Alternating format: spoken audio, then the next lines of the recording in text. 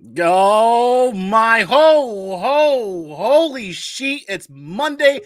Tell us where the Monday hurt you. Point somewhere on there, but it's Monday. Let's turn that frown upside down. This is kind of like a special edition, right off the cuff, free flowing show tonight.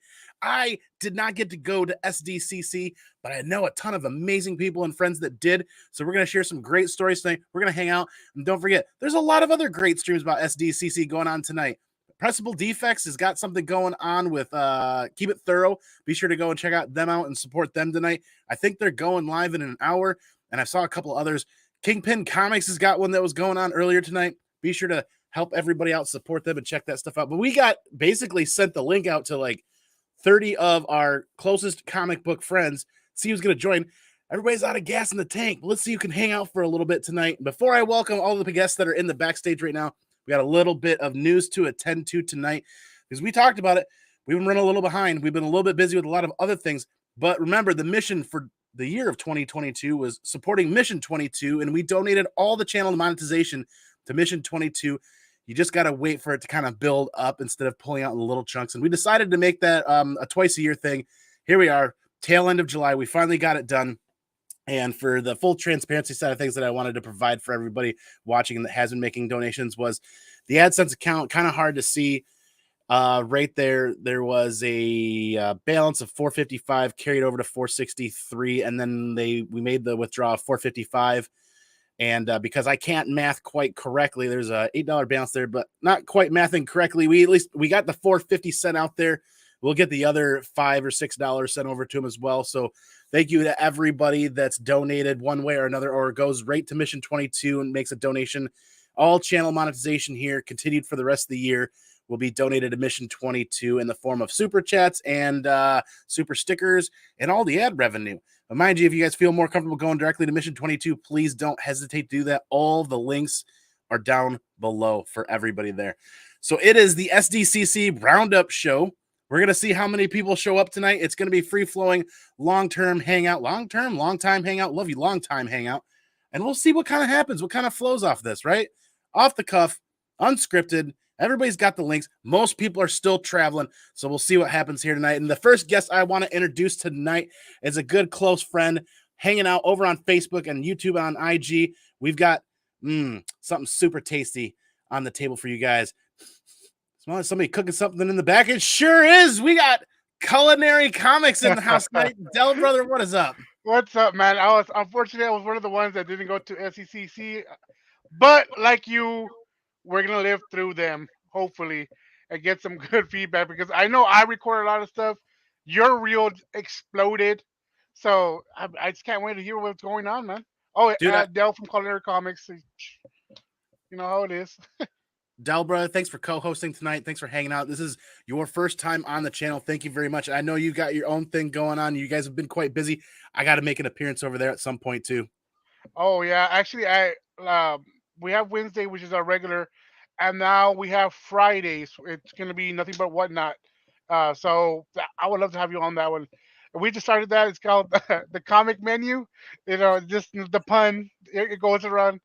Uh, I appreciate that. We'll get you on. We know it. Your personality. You and Skiff. I love you both of y'all. I mean, I grew my thing. I had to cut it a couple of times, but I'll get it back there. I have to get it back there.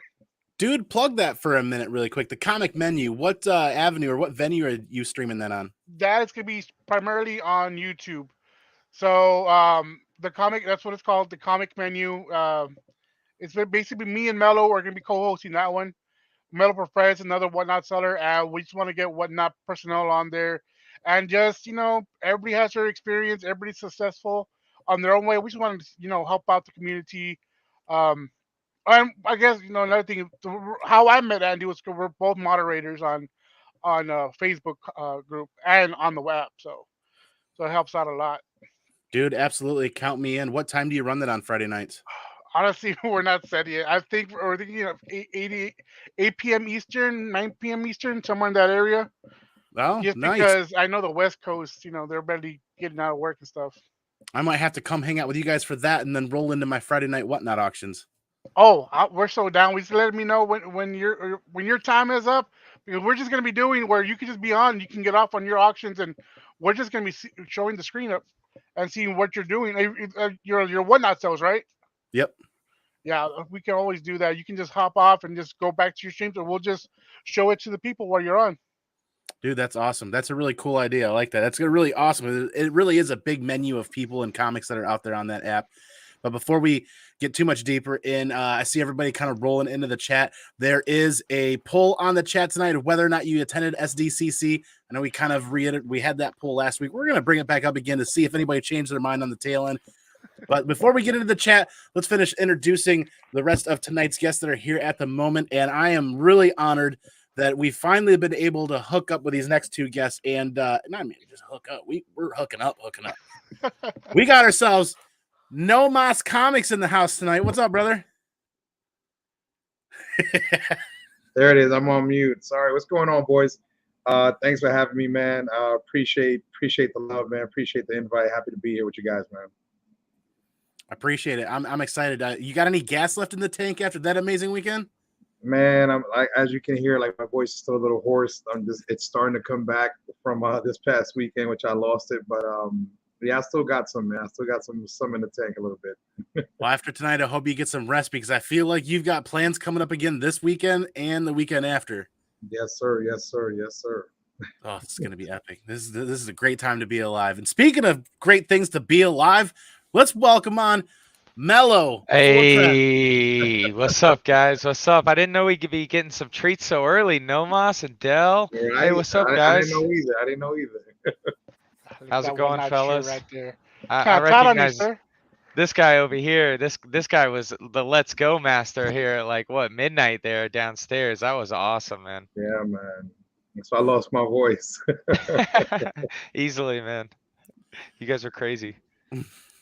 Mello, man, thanks for making time to be here with us tonight, and I'm really excited to hear your guys' perspective and kind of how we go about this night. Is really going to be free flowing, just no form, really, just kind of sharing stories. And I'll let Dell kick it off because I kind of want to hear from Dell after the last 4 days. What was the biggest heartbreak kind of a thing that you missed out on that you wish you could have been there for? Honestly, looking at the hero's house, it looked like it was Jersey Shore all over again. Nothing for frat boys in there. You know, you will have Skiff, and then you have JP in the background just having some fun. You have Davis Ryder, you have Webster in the background just pumping everybody up. I'm like, damn, I want to be there. Like, and I saw them dancing a little bit, and that little picture feature they had, like, going around us.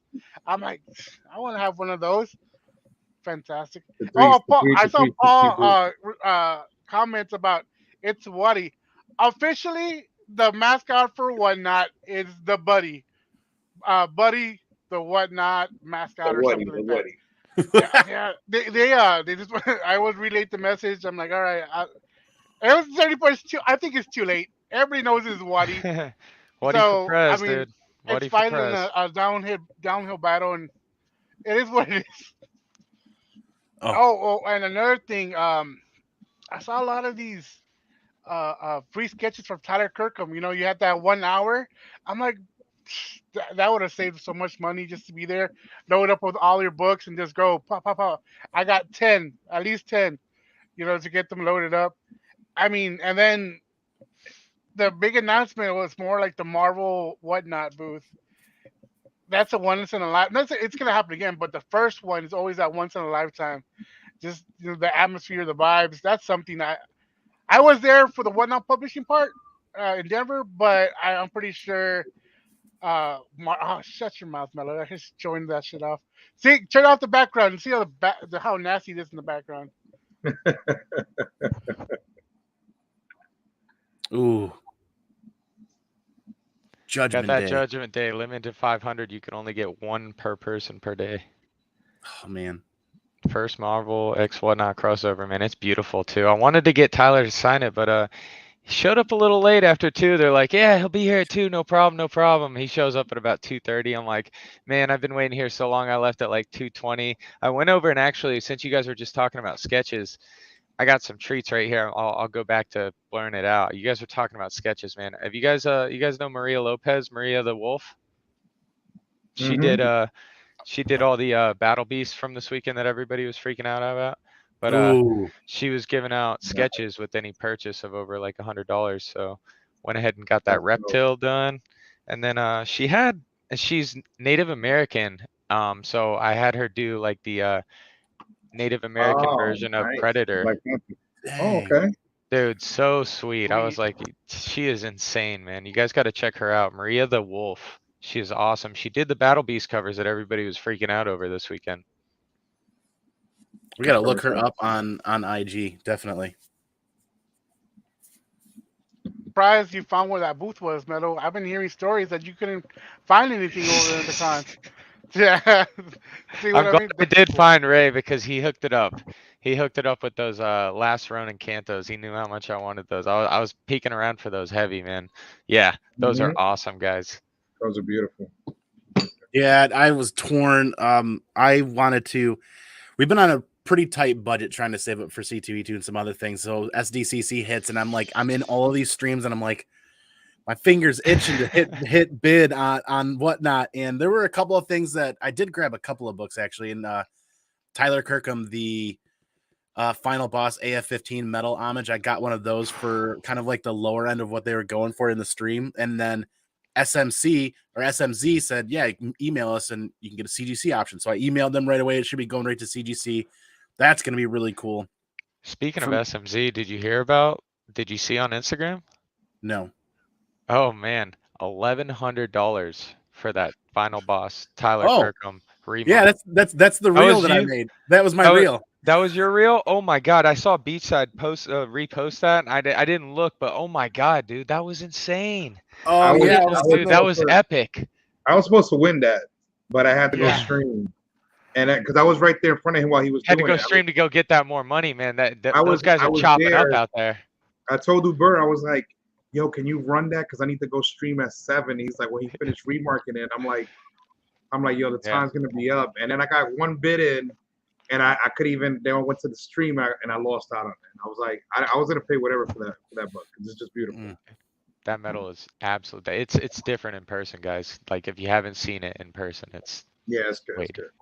I don't quite collect signatures that often, but I'm really excited for this one. Just the look on Tyler Kirkham's face during that event was priceless.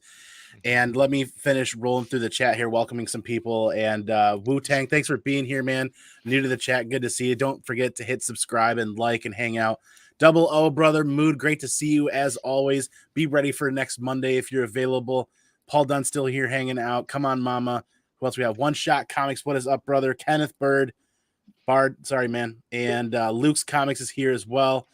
And Zuni. And yes, Roland. So before I introduce the next guest that's about to pop on here, I got to say that for me, my biggest heartbreak of not being at SDCC was the people. Conventions have taken a drastic turn for me, whereas I put money in my pocket. I used to hunt for books. I used to look for grails. I used to do all other stuff. Maybe I've kind of gotten some of my goals completed to the point where a con is more about going and meeting the people, and the money I put in my pocket, I want to spend with artists. I want to get sketches done. Seawater 19 of the Comic Corps got me on that bandwagon of carrying a sketchbook at every convention. Now, every convention, it starts to be a roadmap of all the conventions we've been to, that sketchbook. So the people, I was heartbroken that I didn't get to spend time with my Whatnot family. I didn't get to spend time with any of you guys that I haven't met before. But that's all going to change in a week and a half because it's going down. I know Come On Mama's asking if we're going to see people at C2E2, and I think pretty much all of you guys have committed to that, right? Yep. I'll definitely be there. I got the word today. So I just flew in this morning, so I took a red eye, and it was like it's painful, chat. We definitely you're avoiding the ticket, you're avoiding the overnights. You definitely get some steals on these books, like whatever these crazy guys are putting them up for at like $1 and stuff. I see Nomas do some crazy stuff over there. So I've started to realize that if I let go of the narration, or if I have this narration in my head of what the value of a book should be, and I let go of that and I put it up for $1, it 9 times out of 10 goes for what I think it should go for, or close to it. And then we all get the fun ride. Me on Whatnot is less about selling books and more about the adventure and the journey of hanging out with people on there and the excitement. Paul Dunn in the chat tonight was he won one of the first giveaways almost a year ago when I started on Whatnot, and it was a Thor 337.94. Happened to be like his holy grail book of the year, and he won it. It was a giveaway. And that was created quite a huge friendship between Paul and I. And I'll stop rambling for a minute here. Let's get these next two guests in here and going right now because people are showing up. I didn't think they would. I thought everybody's going to be I'm passed up right out. now. I was hitting them right now. Like, hey, we need more people on here. There we go. Pete, what is up, man? Good to see you. What's up? How you doing, Andy? Hey, Dale. What's going on, OS? Living the dream is better now that you're here. What's up? Good to see everybody. Appreciate it. Yeah, no, so I had my bulldog, another dog, got into a massive fight literally 2 minutes before 5 o'clock. And I had to like patch up my bulldog's face because she was bleeding all over the place. So I was like, yeah, I'm supposed to go live right now, but is what it is. You know what I mean? Family life. The next guest I want to get in here in case they're short on time is the one and only. It's Juan and Only Hive. What is up, brother? Oh, Juan and Only. Juan. You're on the road. Yeah, Juan and Only. That's Oh my god. Hey, Andy, do you know the background behind the Juan and Only Hive? Yo, that's my man right there. Oh, yeah, we had Kicks and Hive on the John show, is crazy. and then afterwards, after Kicks had to go, I got Ray from agent from Elray Comics. We had Mello and Webster, and then Webb drew a picture of John as Juan, and it's been sticking since then. And then, man, You gotta throw in the second part, okay? Look, I have to. Right? Webster drew me as Delvis, like Sasquatch Elvis, pretty much. No, So- weren't you in Vincadell? Yeah, and Invincible, yeah. It went well all the way until he fucked up with that shit. Honestly, as soon as I saw it, he didn't have to say nothing. He's like, "Is that fucking me?" Look, as soon as I Yeah. saw it, it hurt my heart. Me and all my Hispanic homies. I was gonna say, where you at over there, Chico? Crossing the border. Crossing the board? Juan. There he goes. He's frozen. Yeah, I figured we'd get him in Oh, real quick. Yeah. We're in the middle of nowhere. Well, he's going to Vegas right now. Him and James. Yeah, we had a blast, man. We had a blast. Yeah, they're stuck on that road that's only got like one gas station every like 300 miles. Definitely had a blast. Paul's I done. can't believe they drove. Well, I can believe they drove. Well, Yeah, they're driving Johnson, to Vegas next, Utah. and then they're heading back. So, Pete, man, we were just kind of going over for those of us, Dell and I, that weren't able to make it to SDCC. We were talking about some of the heartbreak things that we missed. But if you want to share a highlight that you have of this weekend, man, we'd love to hear it. Absolutely. So the highlight, I think, of my weekend, honestly, was just walking around the con, first day of the con, and walking up and meeting John Romita Jr. No line, no people. I walk up. He's like, "Hey, how you doing, man?" And I was like, "Are you freaking kidding me right now?" Most incredible moment I've had since I was 10 years old. I'll tell you that much. It was absolutely insane.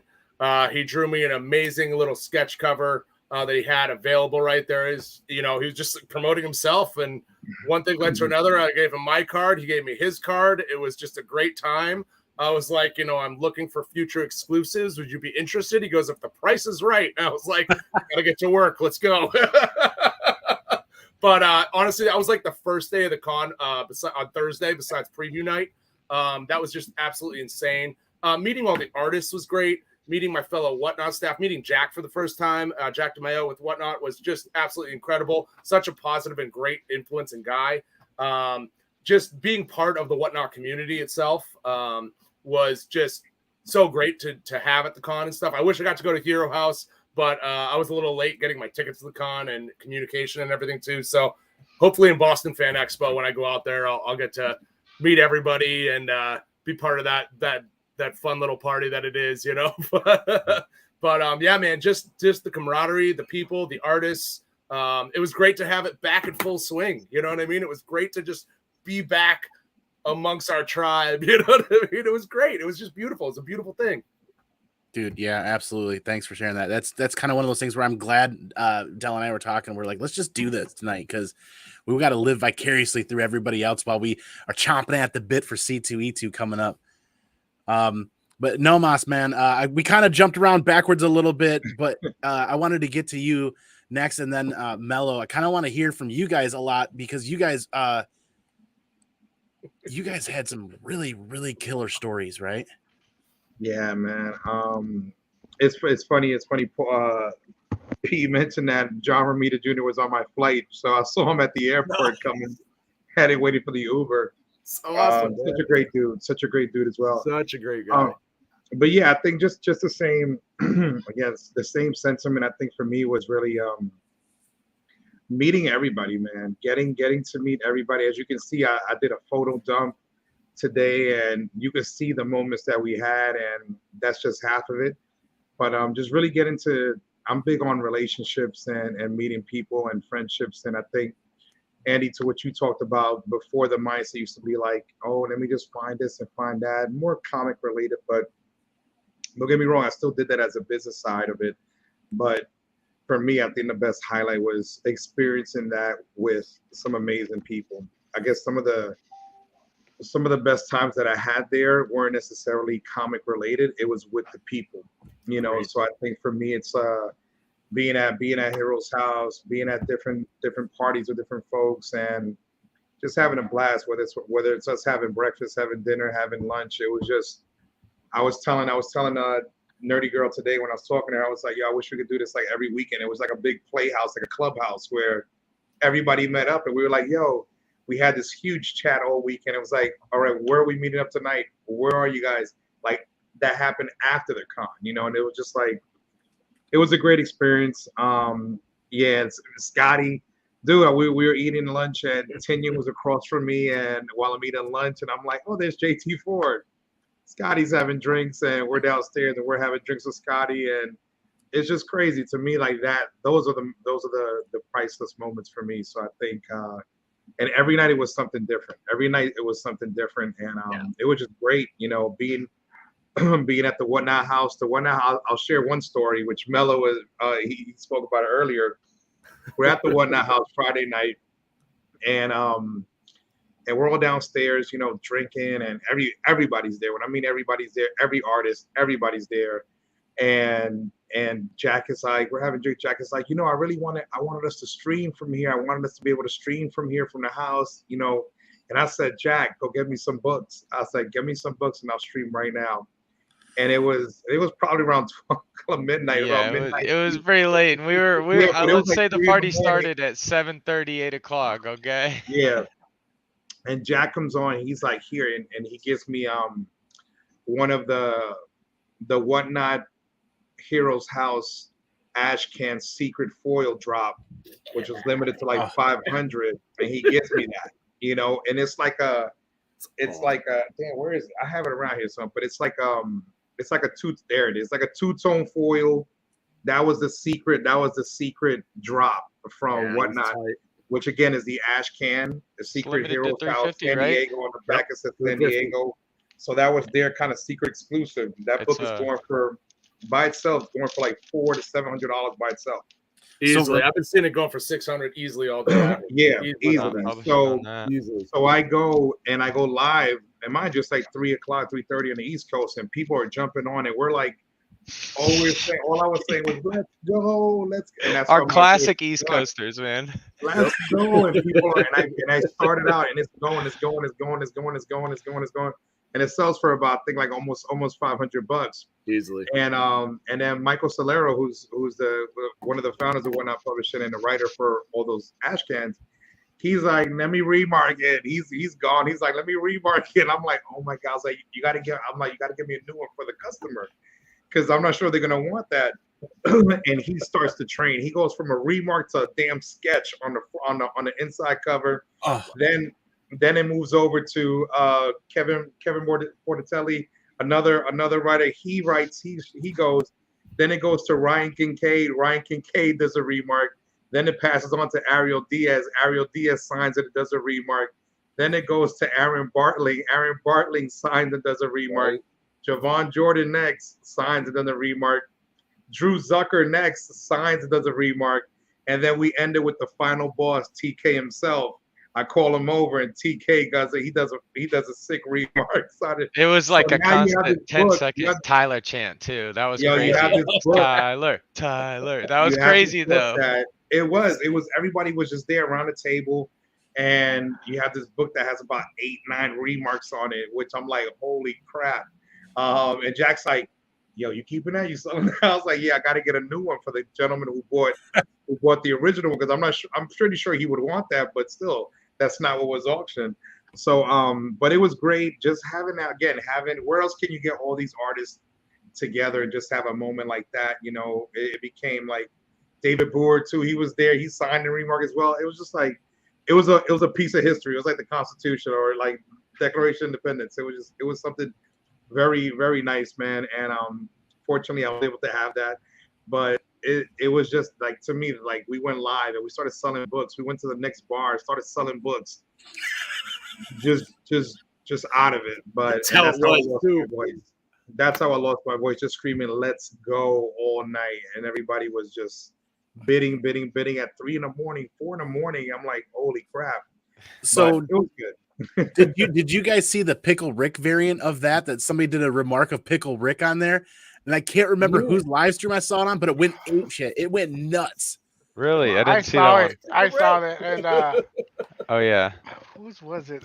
It could have been Comic Tom's stream. Probably. Because I know one of Comic Tom's what he sold went over 1,000, but that's because he kept adding on and adding on. Oh, it was Rage though. It was Rage stream, but Comic Tom kept dropping stuff like adding on. If you get to 600, boom, I dropped another. He kept dropping books on it was like a little stack, about 8 books. I'm like, it went for $1,000, but damn, it was nothing but fire that Comic Tom dropped. But I think that's the stream where I saw the Pickle Rick. Okay. I saw that and I wanted to bid on it so bad, but it blew up so fast. And I'm like, nope, Andy, say your piece. Wait, say hi. Kix was with him that night. It was. I'm pretty sure it was Kix. Kix has done a couple Pickle Rick remarks. Yeah, I think it was Kicks. Yeah, I'm pretty sure he has. Yeah, he told me about how he's going there. Actually, I think Kix is going live here soon. He's going to do a pop-up sketch. Oh, nice. Yeah. We gotta find a picture of that cover. But in the meantime, we can segue over to Mellow, man. Last but not least, I really want to hear what you have to say about that. Like one takeaway, that one. What was the most special thing about SDCC for you? Really, just meeting, like you guys said, like what you said with the sketchbook. I literally could have taken that note right before I've gone. That would have been my best advice on the sketchbook, is how many artists I was getting the chance to meet. Jay Lee Art, no line. Yep. J. Scott Campbell, no line. But then you had people like Tyler, where it was hard to get to. So if you definitely wanted to wait. But Tyler was doing things like, you buy, 7, 8 copies. He was just like, come on over here, and he just signed this guy's all 7, no charge, was completely cool with it. He loves the support. He's a great, I mean, honestly, it was like one of the coolest things he could have done at the booth. So seeing those interactions and actually seeing how the artists act, outside of Whatnot, because obviously they'd love to do that every single auction, but they're just going back to back to back to back to back. So and then other than that, meeting people like Maria, I did not know about Maria before going to this con. Coming across the story of the Battle Beast and everything that's coming out with the Invincible, and especially with the new exclusives that you might be having coming up here soon enough.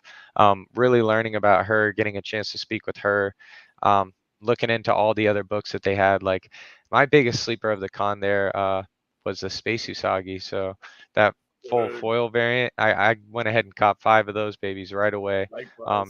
Told me that they had to trash about 150 of the 500. So those are the things that you see at the con, and you talk to people for a second, you get the little vibe with them, and they let you know about a couple things. So that's the best thing, is like you said, just getting to talk. I mean, it's all about going to places, getting on books, but talking is one of the best parts. Yeah, speaking of that, come on, Mama, sharing the link down below for the Wolf Maria there. Be sure to head over there to IG, click that link, click follow, and don't miss out, because that's going to be a ton of tremendous stuff. But everybody's kind of talked about the energy, and I'll see if we can kind of reharness that, because this clip that I recorded was just like absolutely gives me goosebumps every time, and I'm going to see if we can hear it. If not, you guys will at least be able to see the joy on Tyler Kirkham's face, and just how much people are appreciating his artwork and what he's got going on.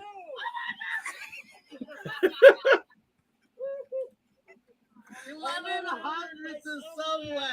Yeah, we go Man took off his glasses on stream for that one. Let's go.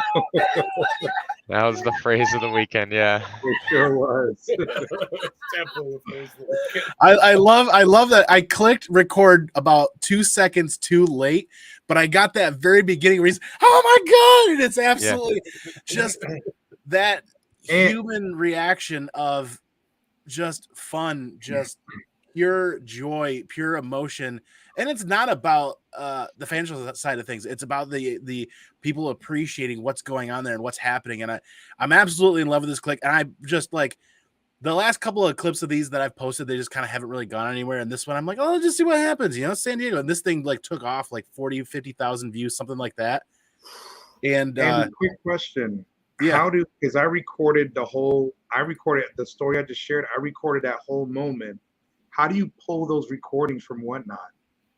Are you using an iPhone or an Android? I have an iPhone because they didn't dump into my camera roll. So I was like, where the hell was it? I recorded that whole thing.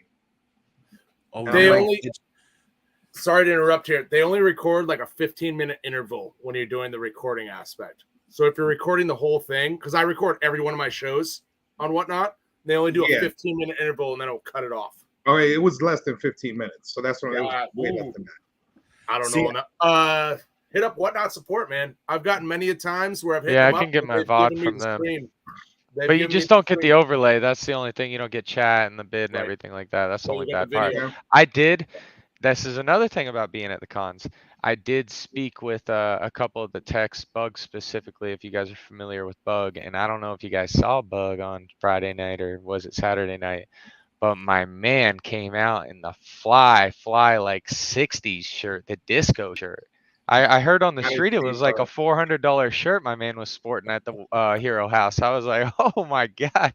So Bug, the tech specialist, told me that they are going to be implementing a lot of different ways that OBS will be able to incorporate. I'm a huge OBS nerd, so I really want to get more into Whatnot and incorporating that, all the features like Kix does, stuff like that. But he did say that they're going to, it's something to do with the AWS servers and the amount of space that they're allowed to have with it. And they're working on it, Whatnot with their publishing. They're definitely going to be getting up there. So maybe be able to get that extra little bit with AWS. Yeah, currently I'm just using the built-in iPhone screen recording, and I only just realized that after the last iPhone update, I took about a 4-week break from a lot of things, social media and YouTube. Had some personal things to take care of and some things to tie up some other areas, and to try to be ready going forward for Whatnot and a lot of other things that we all have going on. And I just recently discovered the record button on Whatnot. So I tried it and it kicked the clip directly to my reels, or not reels, but directly to my iPhone camera storage. So I'm not quite sure why those didn't hit yours, but I'm I don't know either. How much does it record? Did you say just 15 minutes on the Whatnot one? I usually do 2 to 3 hour shows, or 2 hour to 3 hour shows, and it would do 15 minutes. So I have to keep redoing it to be able to get the full.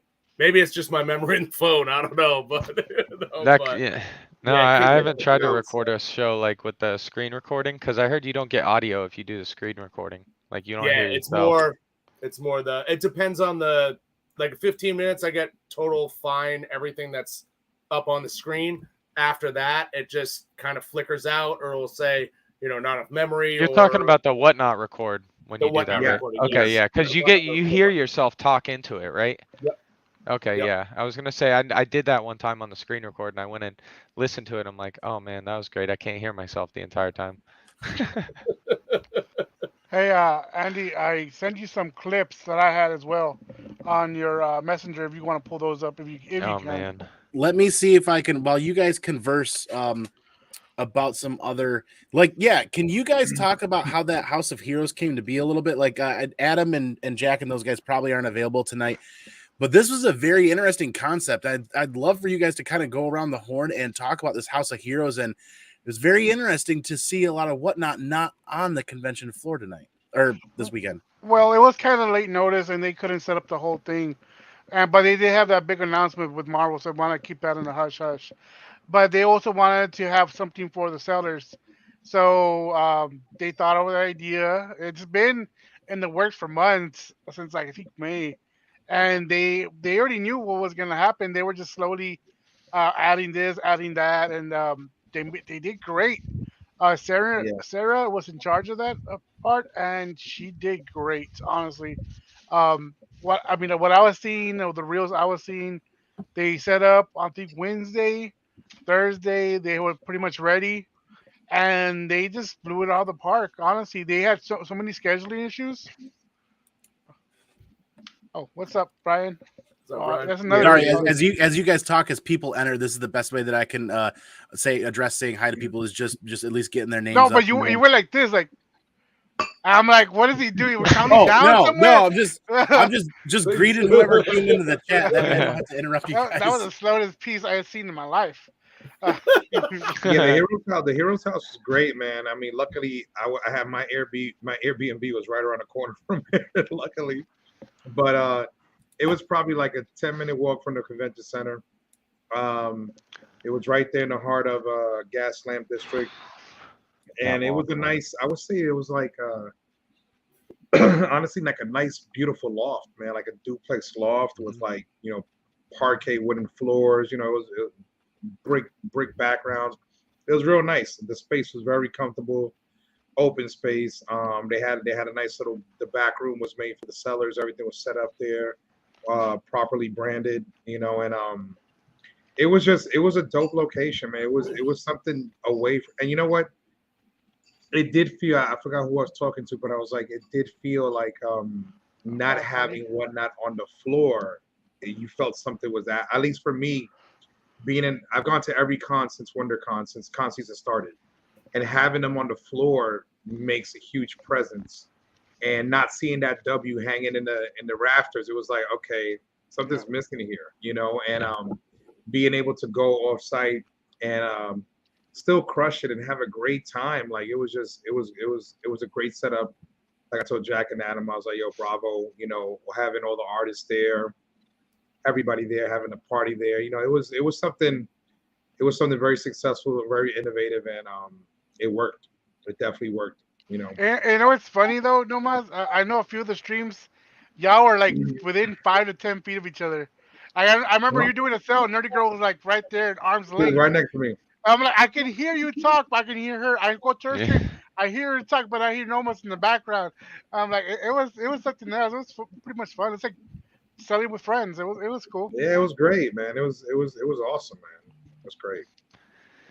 Yeah, having that main stage up there too with all the guys. I mean, I don't know if you guys caught that Ric Flair stream, but that thing was hilarious. Him and Jay with that woo off was like, I was dying over there on the side, like watching it on my phone and watching it live. I was just dying over there, man. But that's another thing is I wonder if I had that over here. Did you guys catch what they dropped for that Scout? They dropped that the Ric Flair ash can. Oh my gosh, man. Right, man. Limited what, 50 copies or something like that? Yeah, and they were dropping those prints too. Yeah. The metal was beautiful. Ridiculous, man. There were so many variants and so many drops. And then, they had another acrylic drop, carbon fiber drops. Like it was just phenomenal. Obviously the metals are always hot, but just having the different kinds of covers out there that I mean, I think that's another thing. I should have said that, right, Andy? I didn't get my chance to be one of the first ones to get on those books. So that hurt a lot. So when I went to Denver, there wasn't that many vendors. And all of a sudden, Sdcc had like a buttload. You know what I mean? Like, it was insane. MetaZoo was there doing crazy stuff. They had the Nickelodeon booth, Netflix, Disney Plus. They had the crazy big ones there, and they were going all out. So this is a really good segue into a question I have for you guys is because Heroes House was on a different level, no pun intended. How many comic vendors were actually there? I've never been to see Sdcc. I've never had the experience. So I've always wondered how many comic vendors were actually there on the floor. And like, they were, I would say retailer wise, like Frankie's, Trinity, Underground. There was a lot. I'm sorry. I mean, like retailer wise. I mean, the big boy retailer wise, I always put out exclusives. There was a handful. But you go to the comic section, there were a lot of sellers there. There were a lot of comic A sellers lot there. of long boxes, all those. Yeah, short box. There was a lot of Silver Age, like Rob from Red Hood. Like there were a lot of sellers there for like the big retailers that put out a lot of exclusives. Weren't that many. You know, you had Sketch Arch there. But I'll tell you one thing. I told that to everybody, and Mello, and I'm sure you could probably or Pete. After 2 o'clock every day, it was dead. After 2 o'clock every day, it was dead. Like I mean, like the mornings rush were morning rushes, but after 2 o'clock, you were able to hear yourself talk. There was more than enough elbow room, more than enough walking room, and that was every day. You know, so I mean, because I heard, you know, I prepared myself like, yo, dude, be ready, get some sneakers, get stuff, like it's gonna be madness. But after 2 o'clock every day, it was like, okay, like it was easy, you know. So I mean, but there were a lot of books to get, you know, there were definitely a lot of books. SDCC also has a lot of outside events. You know, they advertise a lot with what there is to do around the con. Because if you guys didn't know, everybody from 2020 who bought tickets got rolled over from 21 and then to 22. So there were only limited tickets to buy this year, and you know, a lot of people got into comics throughout the pandemic. So it's kind of crazy to tell people that, like, hey, you can't go. So those business opportunities outside the con were really crazy. Just to answer double O, I can't even read or speak. I would say 25% of it was comics. Really? The low numbers. You could split it up into sections. The low numbers from like 1,000 all the way down was all comics. Then you go into 2,000, 3,000, 4,000, 5,000. It was sprinkle. You had Artist Alley over there, but I would say the lower numbers, 25% of it was comics. There were a lot of huge, beautiful setups for toys and all the vendors that the fellas mentioned: Netflix, Paramount Plus, Disney Plus, Mattel, Hasbro, Dragon Ball Z went crazy. Funko Plus, Lego, they had the whole section. Yeah. Oh, what about? Did you guys see the Gundam display? Was that not insane? Nuts. That thing was oh my gosh! Sideshow, Iron Studios, like their statues are just bananas. Like it was a lot. I would probably say I would break it up that way: 50% like huge brands and displays, 25% comics, and the other 25% would probably be like the Artist Alley, which was on the other end. That's how I would break it up. How hard the Whatnot logo popped at the MegaCon and all those other ones is what those looked like. Exactly what Nomad said. It was that kind of weird feel that you're like, why do I see all these big ones and that little old homie Whatnot up there, you know? It was like the Marvel booth and then Whatnot on the side. Yeah, you know what exactly. I mean? It was just a little bit. But I mean, I understand, you know what I mean? They're partnering with a huge giant, you know what I mean? Yeah. But I agree 100% with what Nomas and Milo was saying is 25% comics, and the rest was the major franchises, and then they had the big Funko and the plush areas. But yeah, like from the thousands to zero was a lot of big comics, you know, just where you could just go and search. And I found keys on keys on keys. Yeah, deals. And prices were very great. Prices were very reasonable at all these booths. That's one thing I could definitely say. Prices were very reasonable at all these booths. At the booths that I stopped by, you wanted some keys. People were wheeling and dealing. But the vendors were not twisting your arm. They were working with you and trying to move stuff. And I'm not sure if that was because all the afternoons were light, but the vendors they had some good prices on there. Like all the booths that I stopped by to pick up some stuff, they had some good prices. Be still my comic buying heart that I heard decent prices.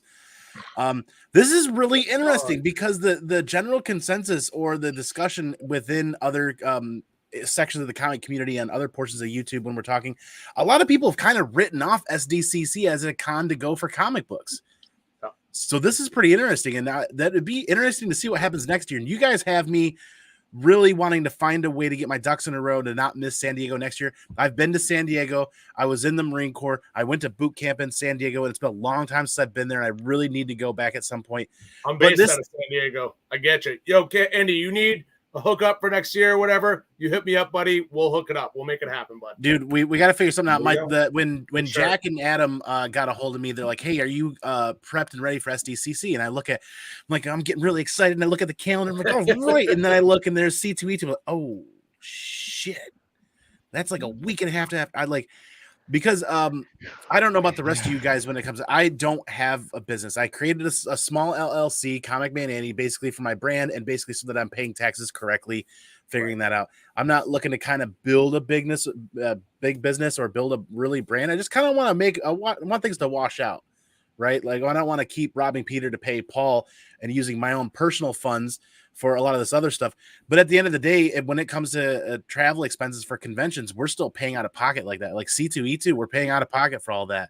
So until I can have things on the books a certain way so that just some comic book stuff is just paying for the like the travel stuff, it'll be almost impossible for me to do back-to-back weekends at conventions like that. And Jack and Adam were like, man, you're not going to want to miss this. And I'm like, I'm so sorry, guys, but I kind of want to be that powerhouse at C2E2 again. I remember Sean Kirkham last year was like, dude, I could hear you all the way across the floor. He's like, I'm 4 rows away and I could still hear you loud as day over everything in the middle of it. And it's just a blast. Like I'm just pining for C2E2. And this energy coming off of SDCC is absolutely fantastic. And let's see if Del, I've got those loaded up, man. Let's see if this works out with StreamYard real quick. If you let me know if you guys can't hear this. I run the right one? I did. Okay, I thought the wrong thing about guys, that. you know what we've been saying all con, guys. Get the Whatnot publishing books early, guys. Yeah. Get them early. You got to get in on these ones from the ground floor because honestly, Whatnot Publishing is about to take over. From what I hear, man, things are about to go crazy. And getting in on the ash cans, especially with the San Diego Comic-Con exclusive cover. This is a San Diego Comic-Con exclusive. This isn't just a Whatnot ash can. This is, look at that. Whatnot Publishing, San Diego Comic-Con 2022. It's got it big, spread across the back. Absolutely awesome. Wesley Snipes, Exiled Ashcan, San Diego Comic-Con exclusive. That cover, man, that cover is so sick. Man, get on this on the ground floor because this book is a banger, man. I was about to back the campaign. Honestly, like, why not, right? Like, Wesley Snipes, Whatnot Publishing. What more could you ask for? All right.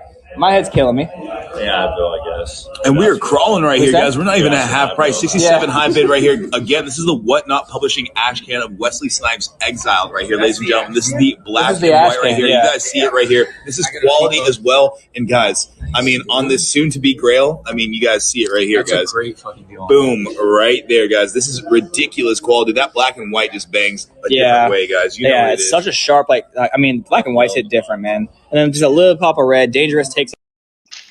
So that's super cool that you recorded that, Del.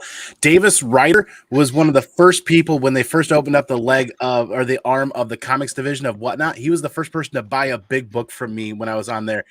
He bought my ASM 361 First Carnage 9.8 newsstand, like perfect centering, none of the tears on the bottom from the grabbers or the printers or something like that. Like it was impeccable. And I was like, I don't know. I think this is a good price. I put it for a buy it now. He bought it at the tail end of the show. And he was one of the first real people that bought from me. I'm like, we're bubbling this up. We're going overboard with the packaging. And I sent it and I sweated bullets for 3 or 4 days until it got all the way out there. And I cannot wait to meet him in person at C2E2 because I think he's going.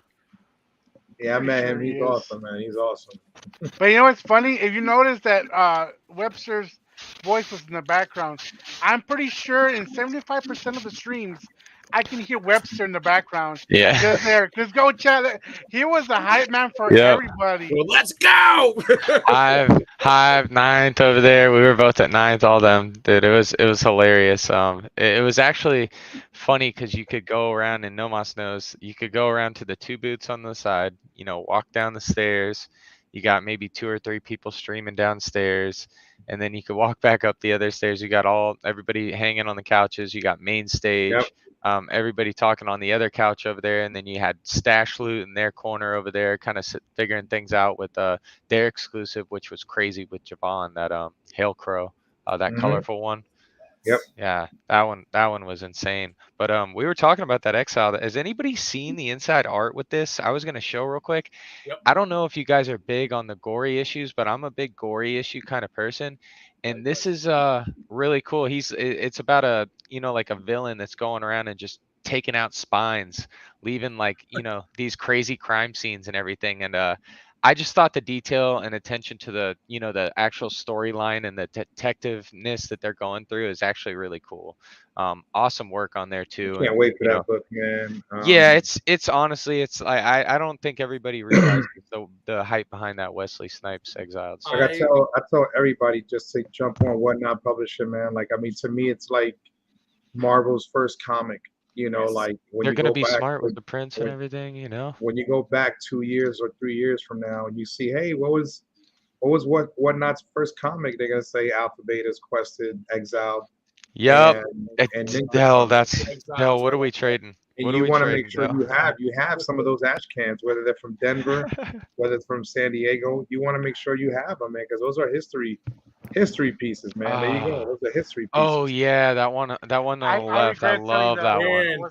And I talked with Adam and Keith for probably like 45 minutes throughout the whole through Friday or whatnot. I mean, actually was really rad. I came back Saturday and they hooked me up with like 10 free copies of Exiled because they're like, "How you doing with everything?" And I'm like, "Dude, I've never believed in a comic as much as I have in this one." And he was like talking. I'm not going to say it, but I'm going to say it. There's potential for movie talks in it, and that's all I can say about it. We've known. That's automatic. But like, that's automatic. like he told me a lot more. I'm just being very, very vague about this, but he was talking with me in detail about it, and we became buddies. Like, I got probably 10 triple signed copies of Exiled #1. You know what I mean? And honestly, awesome. I'm keeping like 5 of them just for myself. You know what I mean? I'm sending them out to get graded, and I'm like, I'm preserving these things because this is a piece of history right here.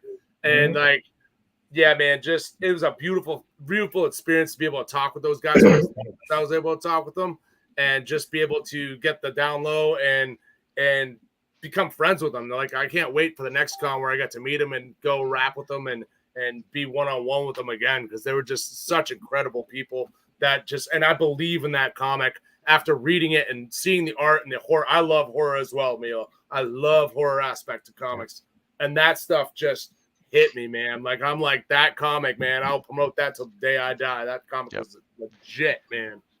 Speaking of great energy, we actually have Beachside in the chat who was there for the entire event, and he's got the link to join. If they finish dinner sometime soon, maybe he'll pop on and hang out. Nothing but straight fire and straight energy. I love my brother from another mother. Mother? Yeah, apparently cows and udders and mutters and all that good stuff. But I mean, I am kind of a little jelly on the exclusives and variant side of things. I've allowed myself to keep just the one original exclusive that they did, the original Invincible that had everybody's names on the back that first started. Yeah, I got that graded and came back in 9.8. That's the only one I've kept. Every other one I've either done a giveaway for, or we'll auction off. We'll auction off a copy for Mission 22 and donate the money, or we'll do just a dollar start on something like that. And now I'm kind of like wishing that I would have kept a couple other ones, because I wish I would have kept my black and white Adam Eve and the 9.82, and I'm just like, every day I'm like, but at least your good sellers or your good buyers come around, and those are the ones who take it. Because I had an OG that's been around for a long time, and he had seen that for a couple weeks, and he was hunting it down. Shout out to BC Warner, anybody knows my guy over there. And I feel you, Andy. On Denver, I sold a 9.8 slab of Adam and Eve signed by Tyler Kirkham. I mean, it hurt me, but I was like, I had to, because, Skeff and everybody were doing it big. I'm like, they got good books. I need to come into my first show, and I got to do it big. Your Punisher too was crazy, man. Tyler Kirkham's, some Punisher #1 slabs as well signed, and a couple of medals here and there. So I had to just, like, I got to meet their vibes. I got to meet their energy. So that was my way. It hurt, but it was like, at the end of the day, I lost that, but I gained that Whatnot book, so I'm good with that. Right, like there's an equal energy, there's an equal trade-off. I've got a couple of Whatnot exclusives squirreled away that I'm not going to keep, that I'm going to bring to C2E2, that I'm not going to say what they are. I'm just going to squirrel them away, put them in the box, and bring them to C2E2. So those people got to be watching and looking for those. But it's a trade-off, right? Like I had a gold foil Invincible, and I was in love with that because I love foil. I love those 90s gimmicks. At the end of the day, and I'm like, but Andy, what are you going to do with it? You're going to grade it, and what are you going to do with it? And I'm like, you know what I'm going to do with it? I'm going to dollar start this, and whatever it goes for, I'm going to use to start an LLC. Yep. And that's exactly what I did. I took the proceeds from that auction. I did a donation to Mission 22 for one of the books, and then I took the rest and put it into.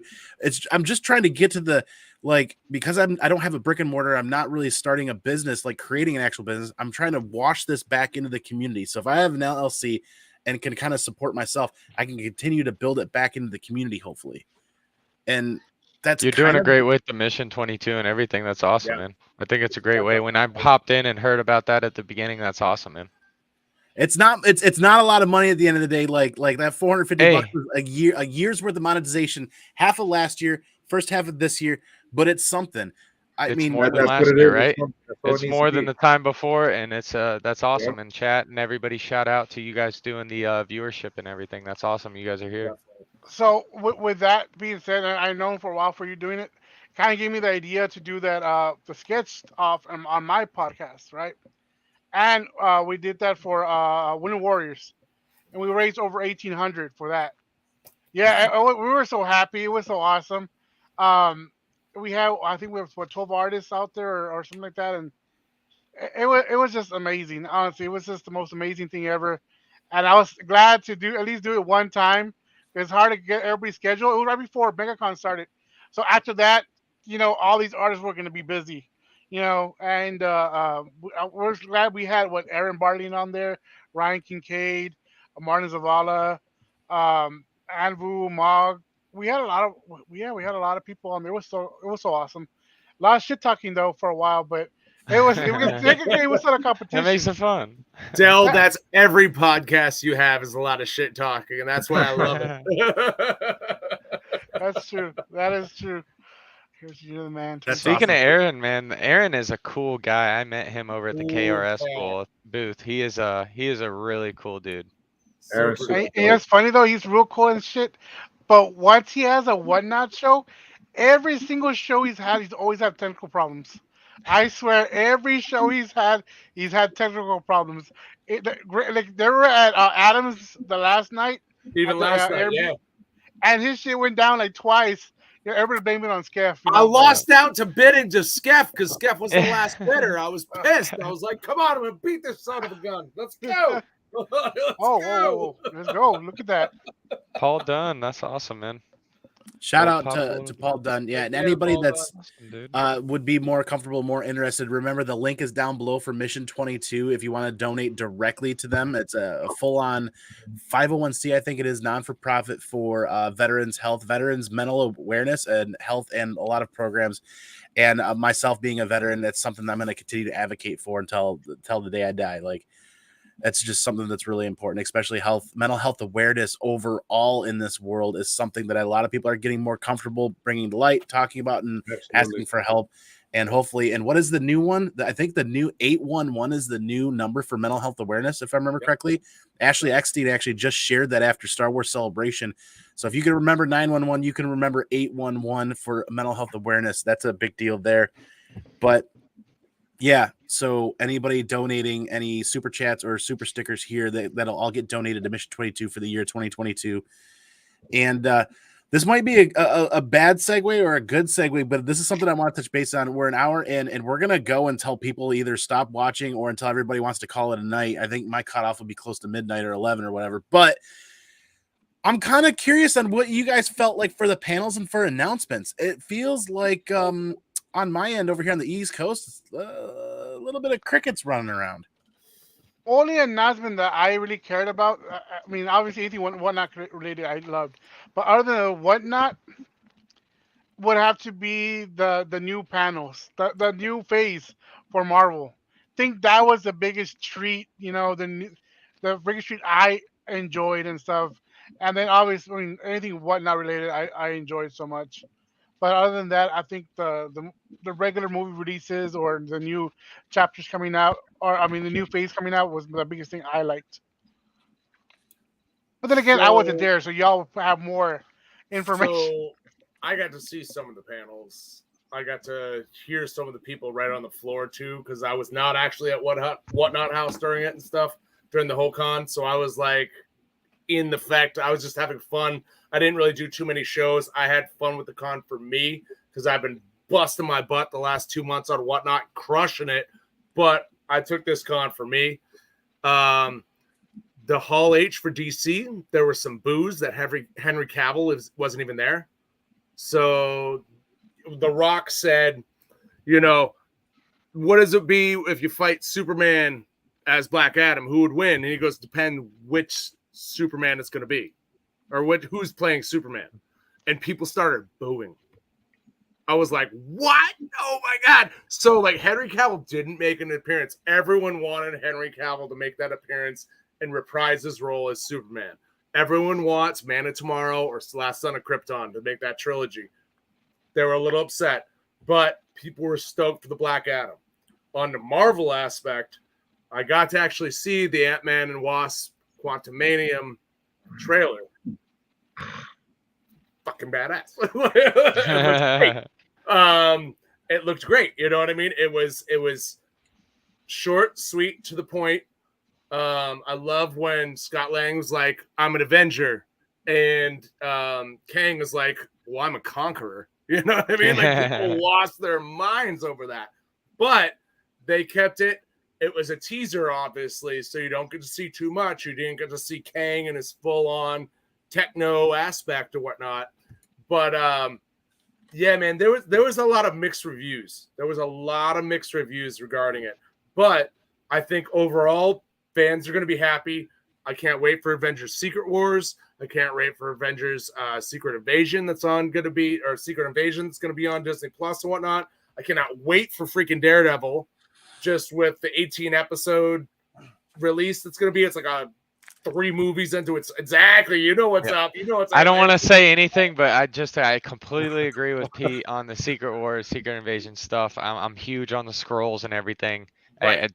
All that good stuff, guys. It's gonna be. I like the Marvel aspect right there. I do agree with the DC though. I was in that disappointed crowd. So I agree. Same here. Yeah.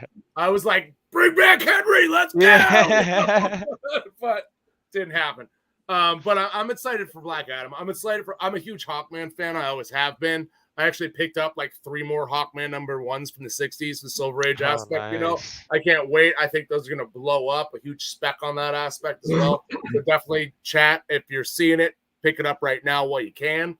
There was a lot of goodies that were dropped and everything. But yeah, man, like Secret Wars, they're going to be building that up. That's coming out 2024, early 2025, something like that. They dropped it at. I forget it offhand right now. But if they do it right, man, like Secret Wars 8, like a person I saw had eBay 8 hours in and it already jumped to $660 for a 9.0 Secret Wars 8. Oh my God. God. That was a $220 book a month ago. You know what I mean? I bought a 9.6 at a comic shop in Detroit after Motor City in like 19 for $80. Right? And I sold it. But Like, don't worry, like it's gonna drop again, and then it'll jump back. Oh my God, that price is drop it, get it on the drop.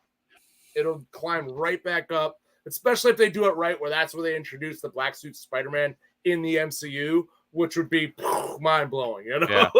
I'm still stuck on 18 weeks of Daredevil. 18 weeks of Daredevil. Yeah. Like I'm just absolutely. And Charlie Cox. And it's the yellow and red. It's the yellow and black and red suit. You know what I mean? Like, and I'm sure they're gonna introduce the red suit towards the end and whatnot. But to see that live action from like say Daredevil #1, you know what I mean, onward, and the growth of it.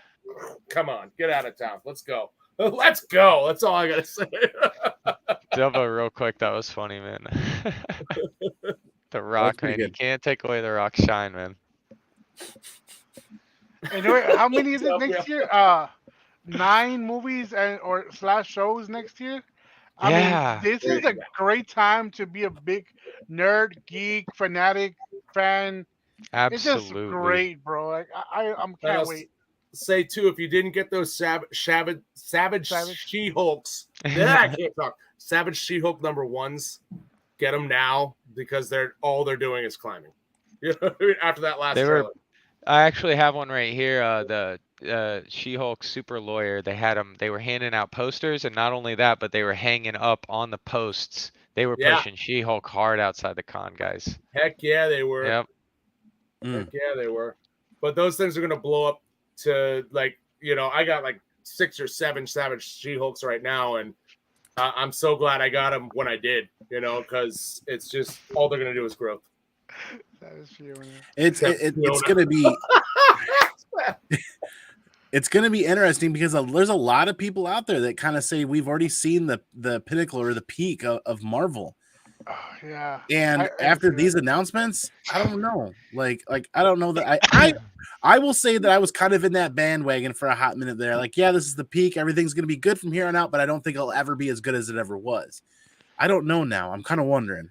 Haters gonna hate. But they haven't brought out. But you notice they didn't bring out like a new Fantastic Four or a new X-Men, because those are still heavy hitters. If they do that correctly, right, the potential is overwhelming. You know what I mean? Like, yeah, we had some big boys. We still have some other bigger boys out there waiting to be released. I feel like There's- Andy's sitting on this rug pull effect that I've had before with a couple of movies, and you know, I was really, really happy to see Doctor Strange and all that. I have not, and I hate myself for it, but I've been so busy with Thor. I haven't come across it or any. I've heard excellent things about it. I need to go see it, especially with everything else that's happening on feel the you on side that. of that. You're I just, okay. You don't need to I'm go see going it. to SDCC. I'm making a C2E2. I'm definitely making C2E2 now that I know that everybody's going to be there. Well, I was supposed to book my flight tonight. I'm like, Andy's going live. I got to get on there. I was just like Pete. Except the Bulldog and the pit. I was, wrestling the two boys, kind of detaching them. And I'm like, all right, we're over here. Let's go. You can always take the Battle time to book Royale. your flight now live while we're talking. Yeah, I know, right? No, I'm Might too do it. focused. I love the talk, you guys. I don't want to miss out on your guys' perspective because I only got to see Nomas that night at if we remember any of it. And Pete, I didn't get quite the pleasure to meet you or Now, see you there. likewise, So man. Likewise. yeah, Same next with time you, if you Wasp, Same as here. well. yeah C2E2, I'd love to get together with all you guys. We should definitely take a couple hunts if you guys got any good exclusives that you're looking for. I'd be For so sure, down for to check sure. that out. I've loved what you guys have had to provide so far too. For sure, man. Thank you, So I'm man. excited for Andy's Uh, drop that he has I'll coming. see if I'm at C2E2, but I'll definitely be at Boston Fan Expo. That's what I'm shooting for right now. Okay. But it's just, hey, if this week's great, I'm going to C2E2. You know what I mean? If I rock and roll with the 3-4 shows I'm rocking on whatnot, I'm going to C2E2. You know what I mean? Bookmark But- Underdog Comics. You heard it, Bookmark guys. them right here, right now.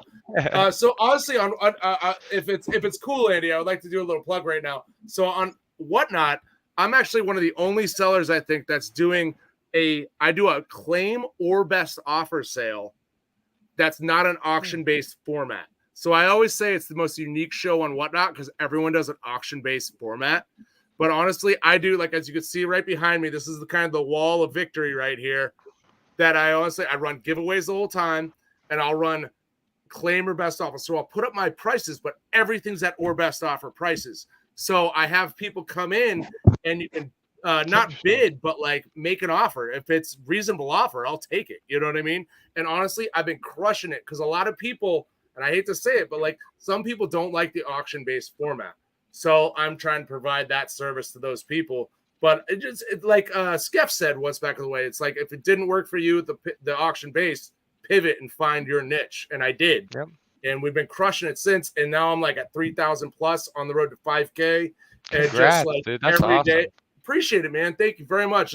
It's been a long journey. It's been a lot of trial and error and making it happen. But yeah, man, like I'll be providing all the exclusives at or best offer prices. You know what I mean? Yeah. It's like it's not the next person who's going to bid. It's who's going to make me the best offer. You know, so I'm not going to be ashamed to say I'm totally going to steal that from you, but man, it works. You know what I mean? Sellers It's need fun, to take and notes. It's a new way to sell and whatnot. You know? It's all about variety. And I tried something like a year ago, and I got laughed at a little bit by some people. Is you know how when you create a live show and you fill it with buy it nows, and people can look at and they can go and buy it now at any point in time. I created a live show, created a nice little bumper for it. It was about the traveling comic show or something like that. And all I did was reschedule it every night for 8 p.m. Right. And then it was a buy it now. And in the messages, like people were like, shoot me a message, you know, and they're like, I'm saying it, but not saying it. And it never, ever sold a thing. Oh, This is like, and I'm sorry to cut you off real quick too. I just wanted to say one thing I forgot on mine. With my show too, it's just a one-time shipping cost. So I weigh out your products, I weigh out your shipping material, and I only charge you a one-time shipping cost, which is still cheaper than what you would pay with an auction-based format. yes. So it's amazing. You know, it's worked out so great. People have been so happy, and to see people's smiles and them tag me in posts just makes my day. It puts a smile on my face, and what's better than that? You know what I mean? That's awesome that you've been able to figure that out, because since the latest iPhone update and the latest rework of the shipping quotes and prices, stuff like that, like I spent the better part of the last week going in and revamping, making sure everything was exactly point on, so people are not overpaying. And I'm like not sending stuff that's getting underpaid. I'm behind the curve, and I'm kind of ashamed for taking a couple of weeks off or a month off. Actually, I'm not really ashamed. I'm just kind of like wish I would have. Skeps that over like 5,000 followers, and him and I started at the same time. And I look at you guys, and I look at all these people growing and having so much fun and going to Sdcc, and I'm like, it's time to get out of the back seat, and it has been for a while. And there's more to come on that. And still on the announcement side of things, before we move over to Mello or Nomos, is I've got blinders on. I swear on the Holy Bible, I got blinders on. Sinbad. Yeah, Sinbad. Been there, Sinbad. I got blinders on. Bernthal is only going to be this age for so long. Like Bernthal is only going to get older, right? And if they're going to work in 18 episodes of Daredevil, they're not going to make Bernthal wait another 5 years to get on that Punisher route. And you can't. The world would burn if they put somebody other than Bernthal in as the Punisher right now. So I have a really, really big feeling that at least in the next year or two, we might see something at least hinting or probably confirming that. I'm hoping. I plead the fifth. No, I'm over there packing books right now and multitasking. I should be. I just packed up my first show like a couple hours ago. I mean, I'm like, I'm so tired. I'm gonna get a message from Whatnot being like, hey, you need to ship out after 2 business days. Be like, hey, I flew all the way across the country to get these books sold and get them done. Give me an extra day, all right? Yeah, for real. I've noticed a lot of like the big the people that actually do the CGC, not realtors, the witnessing and all that other stuff. Oh yeah, they're actually in their sales posts putting "will ship on X date" or "will ship on this date" outside of that, because obviously there's a lot of things within the comic book collecting community and conventions that you can't meet that 2-day turn time. I wanted to take mine home. I wasn't gonna have that sent off. I'm gonna send it off myself. I know exactly what it looks like. All that, got it signed. This is the Battle Beast, if you can kind of see it. I have a virgin copy, but the Battle Beast foil that Maria Wolf did, and she signed it and remarked it. Yeah, yeah. I got the virgin. I got the virgin too over here, just so you guys can. I don't know if chat's familiar with the Battle Beast, but those have been awesome, man. They're literally like I'm so in love. It's But legit. this is the virgin color variant, and the foil. Oh my God. Was going for like $350, $360. I think Ninth Wonder sold the set for like $550. All three, the black and white, this one, and the foil. And don't sleep on the Skybound X, guys. I mean, I went and grabbed all the exclusives on that. I got two more over here as well that you definitely don't want to sleep on. This is another foil. And then this is the black and white sketch of it, the exclusive for Sdcc. And yeah, I'm really, really big on that Skybound X, guys. I love it. And the new Invincible saga going in with that, the little spinoff to it is just, it's going to be an absolute hitter. It's huge. Melo, I might hit you up, be like, make you an offer here very soon. Yeah. Like 5, 6 right now. Beachside right there. Yeah, we he had to go and get that done for DCE on that. So nice. Yeah, we're gonna have that. He's gonna get that nice and pretty. Hey, Beach, still hanging, dude. You done with dinner yet, boy? Right? He might pop on here soon. Thanks, Deep Dive, for being hanging out tonight. Whatnot has too many issues. Sellers can post listings that can be purchased at any time, except it only works if you take photos of the app. You can upload photos from your phone, but they don't show. I know that there's some people that are still kind of having some challenges here and there. I implore you, empower you to actually hit up Whatnot seller support or Whatnot support and share either a screen capture or a screen photo with what you're experiencing, and they will get right on top of that as soon as they can. I know Whatnot has been fantastic. When I contact them, like when they first started the comics arm, we were experiencing bugs left and right, and it was stuff that they just hadn't experienced because of the influx, or you had the store where you could put up a bunch of Funko Pops, but because you didn't have the same barcoding system with comic books, you couldn't do that with comics. They were finally able to work that out. But enough about me. Actually, just a little bit more. Next Monday, what we're doing here right now, next Monday, Paul's not entirely wrong about Samsung related. Next Monday, we're going to do a C2E2 kind of shout out, roundup / roll call to see who's going. I'm going to shoot out the link to anybody that I think is going to go to C2E2, and anybody here watching live tonight that is going to be going to C2E2, comment in this video down below, and I will send you the links so that people can get together and we can talk about this, because right now nobody has planned like a group dinner. If I remember, Rob's Fat Stack of Comics planned a dinner last C2E2 and it worked out phenomenally, and nobody else has kind of taken that mantle or had the time to take that mantle up. So it'd be nice to have a big group hang out at some point. Maybe Whatnot's going to have something. Man, I don't want to knock on too much wood, but maybe Whatnot's already going to plan on making that happen for a lot of people. That'd be cool. But the yard at a minimum is the best place for one of the better places to hang out to just have a beer. Taylor Winder was there last year. Flat rate. I'm off of there until they figure out flat rate shipping. Interesting. Can I speak on this? Yeah, go ahead. Please. So Taylor, I was there during the Whatnot when they actually reached out to sellers and talked about the shipping thing because of the shipping change. Flat rate shipping is coming for Whatnot.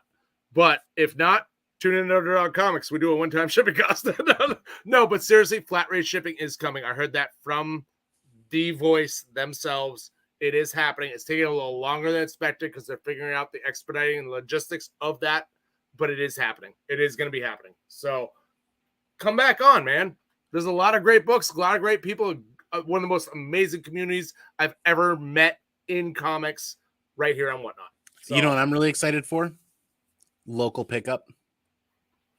You and me both, brother. You and me both. Now they can't. They're if you go and ask them, is it happening? They can neither confirm nor deny that it's happening, but you know it's happening because there's what I want to be able to do, and I wish we could make it happen as this C2E2. Run a C2E2 auction and have a local pickup right there at the Whatnot booth. Yes. How many people are out? Yeah, exactly. But Deep Dive Comics with another good comment, and without going too far in depth into like a technical Whatnot thing.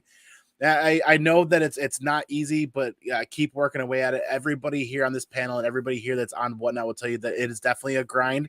And the more that people band together and help each other, the bigger and better that things will grow. The interface still lacks options of the app. Yeah, the trouble with that is when you start going PC, too many different people have different styles and types and powered PCs. It's a very large, vast thing out there, whereas the mobile market is a little bit more structured, a lot more structured, and there's a lot more foundation there.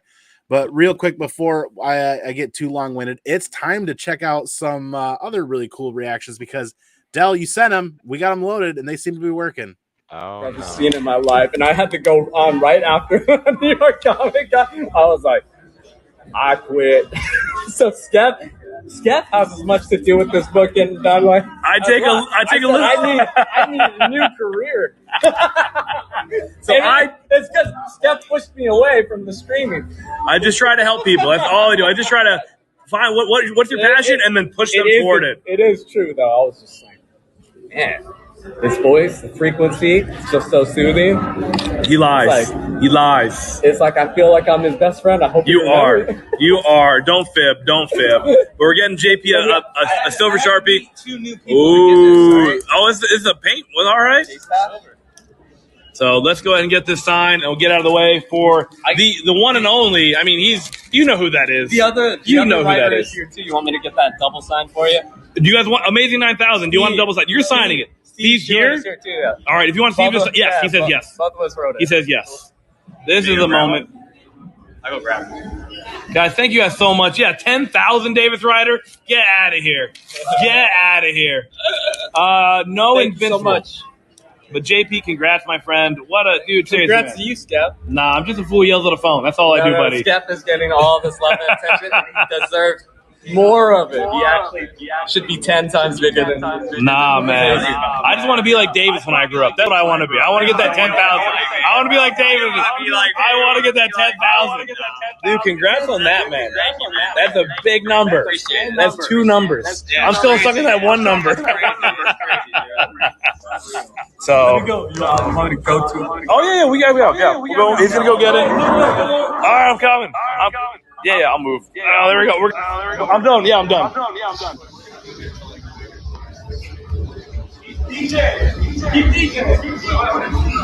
There we go. We got the other half. What's up, buddy? There's 230 people in the room.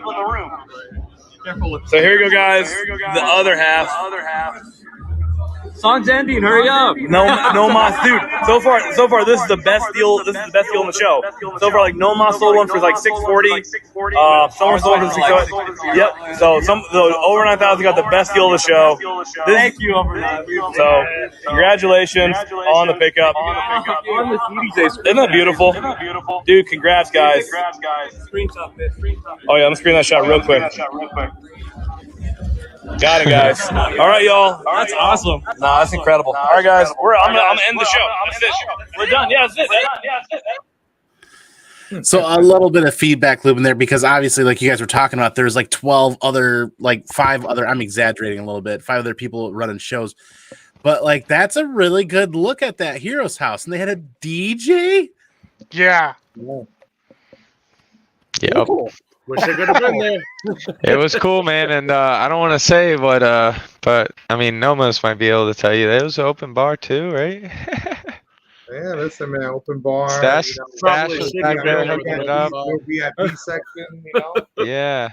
I was gonna say, did anybody check out my stream and see when Skeff came over and picked up the phone while it was still charged in and picked it up and ran away with it and then threw the phone across the floor because the charger caught it, and then he came up and put it back down and just looked at the screen and ran away. I was like, everybody, Skeff. That's classic. Oh no, I don't know what they're gonna do for C2E2, but I know that I'm gonna be regularly looking back at people's reels and clips from Sdcc because I think that was really something special. Oh, you're gonna be a part of it, man. We're gonna have some fun at C2E2, man. I will say too, for the smaller cons too, I think that the Whatnot sellers, there will be a lot more integrated and experience for the smaller Whatnot sellers as well at C2E2 and at Boston Fan Expo and at New York Comic Con as well. I mean, San Diego Comic Con is the Super Bowl of Comic Cons. You know what I mean? It is the biggest con in the country. And they were partnered up with Marvel at that point as well, which is, I mean, come on, it's Marvel. You know what I mean? But I think at C2E2 and Boston Fan Expo, I think a lot of the small sellers that want to come out and stream from the Whatnot booth or whatnot, booths or whatnot, are going to have a lot better experience than, like myself, I wasn't, I'm a smaller seller on Whatnot. I'm not a brick and mortar. I'm not much social media influence. I've built myself up on Whatnot and from that on Instagram and Facebook and all that as well. But I think there's going to be a lot better interactions for smaller sellers that are going to have a chance to promote themselves and show off what they can bring to the table. Because a lot of these people are bringing a ton of great things to the table that don't necessarily get the publicity or the social media influence because they don't know how to do it. You know what I mean? And they're going to use Whatnot as their platform to launch themselves in that future aspect. But San Diego is a blast. I'm not gonna lie. It's my hometown. Or not my hometown. It's my town I live in for 20 years. The weather was beautiful. It was beautiful. It was like 66 the weather at night. I was like, I could walk to the con back and forth all day long. The weather was great. San Diego's a fun town, man. I've lived here since 2002 or 3 or whatnot. You know what I mean? It's and the cosplay was insane. Yeah.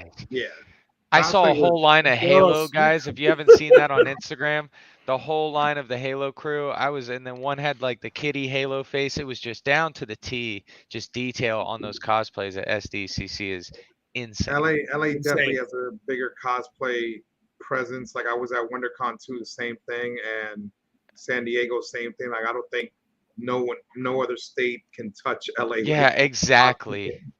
It's insane. I will say though, I do believe that New York will be bigger than San Diego this October. I think. Is that because Nomas is No, got what I experienced crowd wise, to me was kind of like I didn't get that. What I experienced crowd wise here in San Diego this past week, New York had more last year, and it was at half capacity. Sure. That's East Coast versus West Coast aspect too. It's Biggie 2 talk when you put and maybe because New York doesn't have that big of a space, maybe because it was more spread out. But I just feel like New York is going to be super huge, man. I think it's going to be super huge. And just to respond to Deep Dive Comics about eBay, I think eBay's late to the game. I think Whatnot already survived them. Whatnot's being more innovative. Like with eBay, you can't get that personal engagement experience with eBay. They're late to the game right now. Well, let's not forget it's come and gone. Let's not forget they're gonna stay in their lane, and that's it. And Whatnot the arms and branches of Whatnot. It's like, again, it's a 24-hour home shopping network that you get experiences from. So I mean, for me, it's like you can't get that from eBay, and I think they're late to the game with that. So I'm not. I don't think Whatnot is even worried about eBay being in that same space. And let's not forget, Whatnot still has lower fees than eBay. And like you said, eBay's late to the game. They need to provide some very posh add-ons to sellers to make up for the fees that they charge for this to be something that's going to take off for them. And they maybe what Deep Dive is saying is maybe eBay does a better job with the desktop side of things. It gets better there. But let's look at the entourage of sellers that are on eBay that are established. How many of them are apt sitting in front of a camera and doing what we enjoy doing? And also, to his next comment, Whatnot is giving you the platform to do whatever you want. Like, you shouldn't be worried or asking them to promote you. Promote yourself. Don't rely on anybody to promote you. They're already giving you the whole field to do whatever you want. Music, creative. Look at a guy who I follow, Dr. Flaw Comics. The man is every show. He's there with a DJ. I just met him. He is awesome. He's there with the turntables and he's DJing. He's awesome. Dancing. It works for him. He's doing whatever he has to do. He's promoting himself. Whatnot's not promoting him. You know what he did? He got a cover with you control your success on Whatnot. If you don't bring that energy, if you don't bring that personality, if you don't put yourself out there, it's not gonna end well. You control your fate on Whatnot, depending what you do. You want to go in there with Pampers on every day and sell books. That's your gimmick. Fine, it works for some folks. You cannot depend on Pampers promoting you. You have to take the reins and promote yourself. Get your word out there. Post on Instagram. Like, you have to drive that traffic. So yeah, talking about a guy who's talking real right here. Look, he dropped a sponsor over here. My guy Nomas. Look, this guy's out here doing things. He's doing more than just talking about it. He's actually about it. He's getting his name out there. I know he's got some exclusives coming. So get with an artist, just like he's saying, Dr. Flaw. Dr. Flaw's not a huge dude. He got a cover with Javon, and he sold out of all his books this weekend. He's like, I was gonna give you one, and I was like, you don't have to give me one, man. But you know what? Go buy it on your stream, and he got rid of them all. He's like, dude, you should have took it. Yep. I stumbled onto Dr. Flaw and I'm using him as an example because he does not have a large following. But you know what? Yeah. He's doing his own thing. He was out there with his bag. You saw him. Yes, he was out there with his bag grinding. He's on there on the microphone. He has his billboard behind him. He has his DJ. He's playing music. He's the DJ. He's playing music to the books. He throws a song onto the damn book. Like, he's doing his own thing. So I treat every show as a rock concert. You know what I mean? If the music's too loud, you're too old. Let's roll. Yeah. You know? Listen, he's doing his own thing too.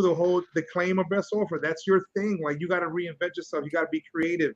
You cannot sit there and wait for people to follow you. You have to go and follow people and get yourself noticed. Whatnot is not going to do all that for you. You know, like. So, but hold on. Wait, now. I run the Small Business Sunday event. There you go. I give the opportunity. I post on the Whatnot group. Hey, I have this many spots. Who wants to jump in? Boom. Anybody between 500 followers, 600 is the max. Anybody under 500, hit me up. And we're doing ever since May. We've been doing a Small Business Sunday. You get featured on the app, giving you a boost. It's not going to guarantee anything, but it gives you a boost. And but that's something they're working on because they have, like you said, they have their hands everywhere. but they can't do it all. So I work for Whatnot, right? And I'm also a moderator, so they gave me that task to set up this event. It's one event, but it helps 16 sellers at a time, Yeah. right? So, and if you need deep dive, if you're that small, hit me up and I'll put you on next month's Yep. lineup. You know, there's still ways. Just because you didn't hear about this one way they're doing it, there's still other ways they're doing stuff. Or join the Whatnot initiative groups. You have retailers who are helping smaller businesses or smaller sellers get together, maybe 10 or 12 sellers to create Whatnot exclusives. Yep. And this way you're buying into a project, you're making an exclusive for yourself, you're branding yourself a little bit better, you're connecting yourself to the W, you're meeting other small sellers that are helping you out, and that's how you continue to level, continue to build yourself up. Don't worry about it if you're not listening. When I first started on Whatnot, it was at the inception. Jack onboarded me when they first started, and probably for the first 6 months, I didn't do a show. I did my first one because I had to. You had to do it within 2 weeks. I did it, and after that, I said, I'm gone. Yeah. And I was on IG every Saturday, and I had to just recently, probably I would say in the last 4 or 5 months, I've been on Whatnot heavily because I'm doing some behind the scenes stuff with them, but also again because it's a great platform. And I went from what 200 followers to now I'm at 1,923, almost 2K. But that's because I did that. I was going every show. It doesn't matter if you have 10 people in there, 12 people in there. Do it. Go support. Go into other people's shows. Mellows, Pete's, Andy's, Skeff's. Support. Say what's up. Get a follow for a follow. You do that on your own. You control that. Nobody else does. And you'll see that you'll get 10 followers today, 20 followers tomorrow. And then do a big giveaway show. You know what? Attract people to it. Have a giveaway show. Little milestones, 50, 75, 100. Bring those people in there. Next thing you know, they start to know your name.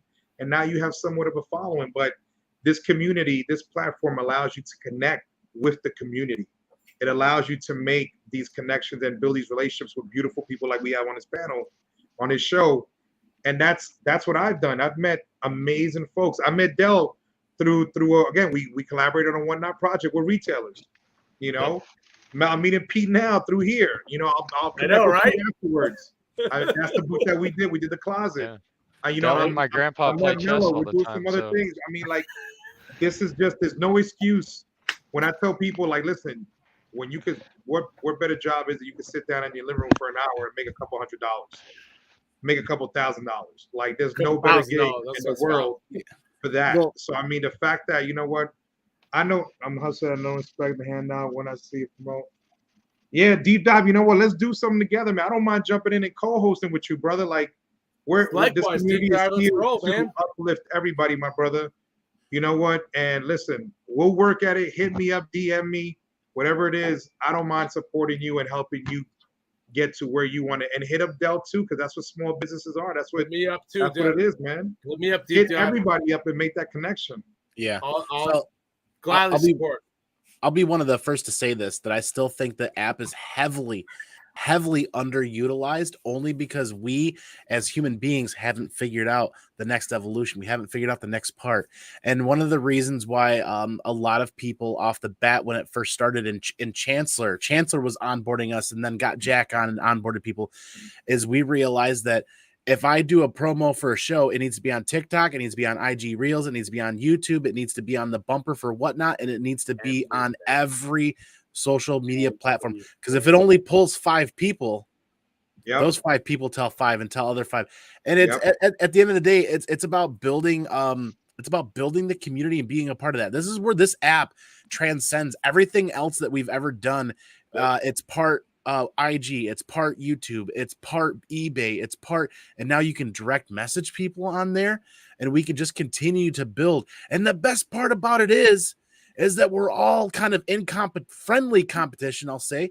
Whereas who's going to find the next better evolution of this? Who's going to be a part of that? And I'm like, you know what the best part about it is? We're all transparent because we're all here on. I'm like, Pete did it better, but I'm going to steal it. And he's okay with that. And because Pete hit me up if you need a hand with it, man. I'll help you out with it. I'll give you advice. You know, it's like, I'm sorry to interject or whatnot, but I will say Whatnot is the best comic community and positivity in the comic community that I've ever experienced across Facebook, IG, TikTok, whatever it may be. There's such positivity. I maybe get one person for one negative comment for every 200 positive comments on the Whatnot community. And that is just like support upon support and support and support. If I made it coming on no social media presence before going on Whatnot, and now I have over 2,800 people on Instagram and over like 1,000 on Facebook or whatnot on my page, that if I can help one person achieve what they want on the platform, let's go, team. Hey, Let's Pete, so freaking go, you're my witness on this. In the beginning, in February, we made a group of sellers, and we did it together. In March, I hit up the crew, and they let us be featured. Right? They featured us, but ever since then we haven't been featured. But we're running events every month. The same group. It's about what 15 or 20 of us. We rotate the right, Pete. 'Cause I know Pete. Were you in the last one, Pete? The last. No. Like you wouldn't let me in because I have too many. Because I've grown so much, but that's not a bad thing. No, not the small event. Oh, Remember, in the Facebook, like you and me started that. Yeah. So ever since then, the crew just took its own life. I haven't been in since June. 18 sellers for 2-day weekend event that just blows up. 2-hour sellathon for like 2-hour for each seller, but it's a 2-day sellathon event that just features each seller. And I always say to each person, I'm like, go to the person that has this month's event name in the title, because that's all you need to see, because I know every single seller is going to bring nothing but heat to the table and grow themselves and grow their business and make a little bit of grip. You know what I mean? So yeah, and what we do, the last person promotes the next person and so on and so on. Yeah. So Mello, on his birthday, he promoted a friend of his, right, Mello? Yeah. We were just vibing with it, right? We're just vibing. I fucking dropped 2 giveaways right there. Like, hey, Yeah. I jumped on the stream for Mello. Here's these 2 giveaways. Boom, we ran them, and then like 2 other people ran the giveaways. It wasn't just to help him. It was like the vibe that we were in there. Mello was just pumped, and for his birthday, it's like buying someone a drink real quick on like Cash App or something. You're just like, hey, let me just drop a gift for the chat. We're all having fun, a good party, and yeah, like Dell's saying, it's hard to replicate that elsewhere, and it's hard to go ahead and investigate that. Outside of that. And I wanted to say before we get too far away from the eBay thing, when we're talking about seller support, is eBay really going to be, as good, or are they going to be as present? They're going to run into a lot of problems. It is not easy to just start it up. Whatnot's been doing this for 3 years. They know the selling process. They know how it works with live auctions. eBay's just dipping their toes in. They might have the research data. I know data is the most valuable thing that you can have, and eBay's got plenty of it. But when it comes to it, you're not going to be able to create these kind of communities that we have, as localized as they are, and they're just as inviting. Like you guys see with Deep Dive, come on, do a feature. If you ever hop into the stream, dude, I'm all for the plugs and everything. It's just, don't sit there and spam your show and everything. Come in and say, hey guys, I'm always on Whatnot, and everybody sees you. Go in some chats like Nomos was saying. Get on there. If you don't see something going in there, hop in another chat, keep the vibes going, and you end up finding something. Like I dropped in someone's stream over the weekend after they sold out of the Tyler Kirkham Torments, and I went and bought one off the stream. So I mean, I couldn't catch it at the con. The Spawn exclusive, I'm pissed I didn't get any of those. So Likewise. I'm popping around on streams. I'm like, all right, well, whatever. This stream, then I'll go over to the next one. Hey, what's going on? On Whatnot like tomorrow. Exactly. So everybody will say, just get in there and chat, man, and then that's really what gets you exposed. Like Dell's a moderator. I've taken a lot of notes from Dell throughout the Facebook and the Discord ways. Jumping in chats, really being active, and guys, it's more fun than it sounds. It's not just chatting around. You really get to know a lot of people. Like I met Nomos through Nerdy Girl, just switching off the vibes with split screening and everything, and he's a great guy. And I met Dell plenty of times through the small business. Dell's helped me. I can't even list off what Delvis has done for me, man. Fuck you too, but fucking right back at you, buddy. Oh, That was Delvis, my man. boy. Yeah, he's awesome, man. And like Love you that said, guy. reach out to him about the small business thing, man. It really, really helped me. I gained like 300 something followers that day. Del, you remember that? I think I did like a We're the mystery biggest box one to thing. gain that many followers that day. Yeah, I ran a mystery box giveaway and I had like an entry for an invincible on the winner. So, and you know what else I did, man? I live on the Space Coast. We had maybe 15,000 people roll through a Comic-Con. I did everything that I could. I messaged a couple people on Facebook about getting promotional material. I went and set up my own booth at a local con and I sponsored Whatnot doing that. I set up the Whatnot booth. I ran all Whatnot exclusives, started them at $1. And you know what? No one ever came up to me and said anything or did any recognition for it, but I showed up to the next con and I showed them what I was, about and everything. And that's just what it is. You have to really, really be present and in the moment when you are doing it. And then you got to take care of your things in the, in the off time if it's not your full thing. So. Yeah, I'd actually like to pick your brain about that too, because I think Whatnot has an opportunity to pick people like you and maybe me and Dell and Nomos and Pete and be like regional cheerleaders, if you will, regional. Because there's a lot of conventions that I'd like to make it to every year that Whatnot doesn't have that capability. Like Motor City Comic Con is. Hit me up, Whatnot. Let's go. Yeah, more of like I see what you're saying, and it's more of a reach to be able to have local people to that region to be able to attend, and also, like I'm crazy, I'll fly across the country for a con, just to get a couple days in. So Yep. yeah, I completely agree, and it's like Heroes Con. There's a couple people who can't, like you said, the days in between SDCC, the biggest con, the most you're going to spend, California, very expensive, and then jumping over to another city like Chicago, especially if you're like myself, Andy, all the other guys who are, really making this a fun for yourself, trying to get things going with the comics. So it's quite the trip though. I gotta say, I don't see Whatnot doing something like that. It's a great idea though. I actually have a question for everybody. I'm sorry, Andy. Once Andy gets his thought, how long have all of y'all been in the comic game? Like, all four of y'all. I've been in the I mean, I did it for a little bit when I was a lot younger. I used to collect, and then I just honestly got back into it a couple years ago. Beachside, we were big into crypto and going into a lot of different things. And then what really resonated with that category was going in with comics. And Beach has been doing it for a long time. He actually got me interested when he got that non-graded copy of the first appearance of Joker ever written in a comic. And he's got that graded, and it's like, yeah, it's insane. And I was just like, man, that's really what's behind all this. And then I've always tried to trace it back in the day. Like I would literally get like parchment paper and try to like draw the shit. I can't draw worth a rat's ass, all right? So I've always, like Kickster Damas, for example, his work and watching him do live artwork and everything is insane. Like watching someone put so much passion and I watched Ryan Otley just sit there and draw a Care Bear Wolverine on the back of a girl's backpack just because he thought of it.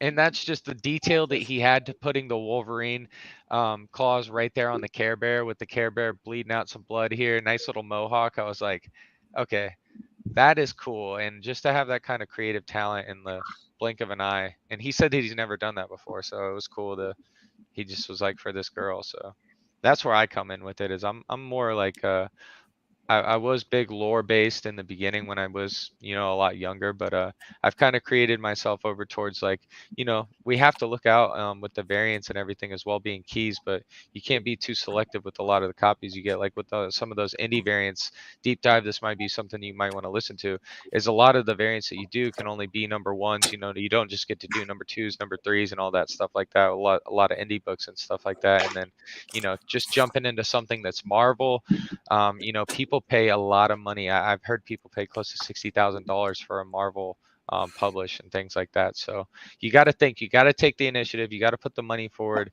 and you really got to do your research with putting into it. I know Dell's been in on a lot of exclusives. He's tried to get me in on him, and yeah, he's done well with it as well. You see his counts. Honestly, my first exclusive was in May. I've been reached out, but I plugged up other friends. Like I got Pete on one of them, and I do have I think 2 New York Comic Con exclusives. Maybe working on another, depending if I go to C2E2 or not. So, And for the Let's go, chat, how Cal. We'll long split have a you room. been Let's go, buddy. how long have you been planning out this New York exclusive? Just to give the guys, the sellers in chat and everything, like a good Oh a man, good outlook on how long you have to plan and how long you have to figure out. honestly, I didn't have to do anything. They reached out to me if I wanted to be on the exclusive. I'm like, yeah, I do. Especially if it's What New was York the 2 to Comic 3 Con. timeline? months. Like, how 2 long to ago 3 was months. this? There was about the end or middle of May. Okay. And that's So New York Comic Con all the way up in October, and you're looking at Dell was brewing things in May, and that's the commitment it really takes sometimes. It's insane. yeah, that's true. Like I could vouch for that because I have about 10 exclusives coming for New York Comic Con, and Exactly. I started that process back, I would say probably April, May, around there. And just right now, you got again, like Mello said, you got to get you got to get the money. You got to finance these projects. You got to get the artists. Make sure Yep. their timeline is lined up with the final art deadline. Make sure they can do it. Make sure they're not behind covers. Like I have Aaron, Javon, John Jang. They're all doing covers for me. So I saw them this week, and I was like, "Yo, how you doing? How's the Yeah. what's going on?" So again, you got to be. It takes a lot to put a project together, and of course the finance. You gotta have the money there, for the artists. There's always ways to work that around, especially if you're working with the right people and you get in touch and you be Yeah. transparent. You want to let them know that, hey, I'm looking to get on the map. I have a really great idea. And, there's ways to work it out. You just have to shoot your shot. And I've done a lot of that. And, speaking of shoot your shot, Kickstradamus, look at him. He shot his shot with Carl Anthony Towns on Instagram. And look at him. The man blew up. You never know what your shot is. Like you have to explore. I took my shot in going to Orlando. I didn't get any recognition for doing anything, or I didn't ask for it. I was just there. I wanted to show that I'm present. I'm there to help whatnot. I'll wear the shirts. I'll sweat them out. I'll change them right out, and I'll keep staying all till the door's shut. Yeah, I was there after the con. I grabbed my exhibitor pass and I stayed after the con after 7. I was walking around talking to Nerdy, talking to Skeleton, JPG. They were all there after the con. So it's the time that you put in that really pays off. You tell me where you got that shirt, because I filled out the form several times to get the shirt and whatever else, because we've kind of been talking about that for a long time. The Hero House shirt. We wanted to be able to wear stuff out to the smaller conventions that they were not going to be at. I've got one new guest or one new appearance to talk about here in just a second. He's waiting patiently backstage, but to circle around really quick to where it all started, like I'll do my 30 seconds, then we'll bring somebody in here. 1988, Punisher War Journal number 1 was Andy? Old enough. Punisher War Journal number 1 was the first book I picked up off of the shelf at a 5 and dime drugstore kind of deal, and to this day I will never let go of the one of oh my gosh, a 9 in the world. I think I have that. Ever I have read. that book right here, getting ready to run for chat, like right next to me. I have that book. You got the full run and like near mint copies ready to go. I have it ready to run for chat. I'm always putting up some keys, and that is an excellent book, man. I'll never let go of that. 9.9. As far as the game goes, like I got to the point where I was buying collections because I wanted 10% of that collection, and I don't know what to do with the other 80-90%. Well, I know what to do with it now. Put it on Whatnot for $1 start. Here, let's go. Let's have fun. That's what I'm doing with that. That's kind of where I'm at. So about 14 months. To me. You talk to me. Yes. No dollar start. Let's go at your asking price or best offer. Let's roll. I'm addicted to the dollar start stuff, especially when somebody gets a really good deal. I'm addicted to that roller coaster ride of adrenaline. I love it. But it's been about blood pressure. About 14 to 16 months ago, the conversation kind of started about kind of getting an invite and being a part of that. And I think it was Chancellor that onboarded me, and Jack was part of the call. And I remember that. And I'm like, I'm going to go out and upgrade my iPhone. And I'm like, I just need a couple of weeks to figure this out. And they're like, well, what do you need? And I still remember this day, part of the conversation was like, well, if you hire somebody to pack and ship your comics, it'll be even easier on you. And I'm like, yeah, I don't know if I can even fathom hiring somebody. I'm like, I'm so far nowhere near to that side of the business side. But at the end, this has been an epic journey, and it's only going to get better. But I got to introduce this next guest, because you talk about good energy. You talk about crazy shenanigans at SDCC. Here he is, man. If you guys don't know who this is yet, you won't be shocked when he drops in. Who is this? Yeah! What's going on, guys? I was like, we're talking about hype and energy. I only know one source of the fountain of energy right here. What's up, I'm excited to be on here. I've actually known Andy for a very, very, very long Yeah, I'm going to get something. Man, Patreon days. My God, Patreon days. I'm excited to be here, man. Thank you so much for the invite, bro. Absolutely, dude. I mean, I sent out. It's a shot in the dark. Everybody's running out of gas in the tank. Everybody's tired. They want to recoup, and I'm like, at least there's probably a couple people that are going to come hang out for those of us that didn't get to go. And you just literally flew in, didn't you? Yeah, man. I got in last night, like 2 a.m. 2 a.m. Went to bed at 4 a.m. Yeah, Andy, man. are you XL? Oh, I'm extra XL. Extra. I got an XL here that was that didn't fit me, and I got tossed up to it. I was gonna say, man, if you want to like chop the arms off or something and go crazy at C2E2 or something, maybe crop top it for the stream or something. Drop it off. That'd be a great crop top for this fat body.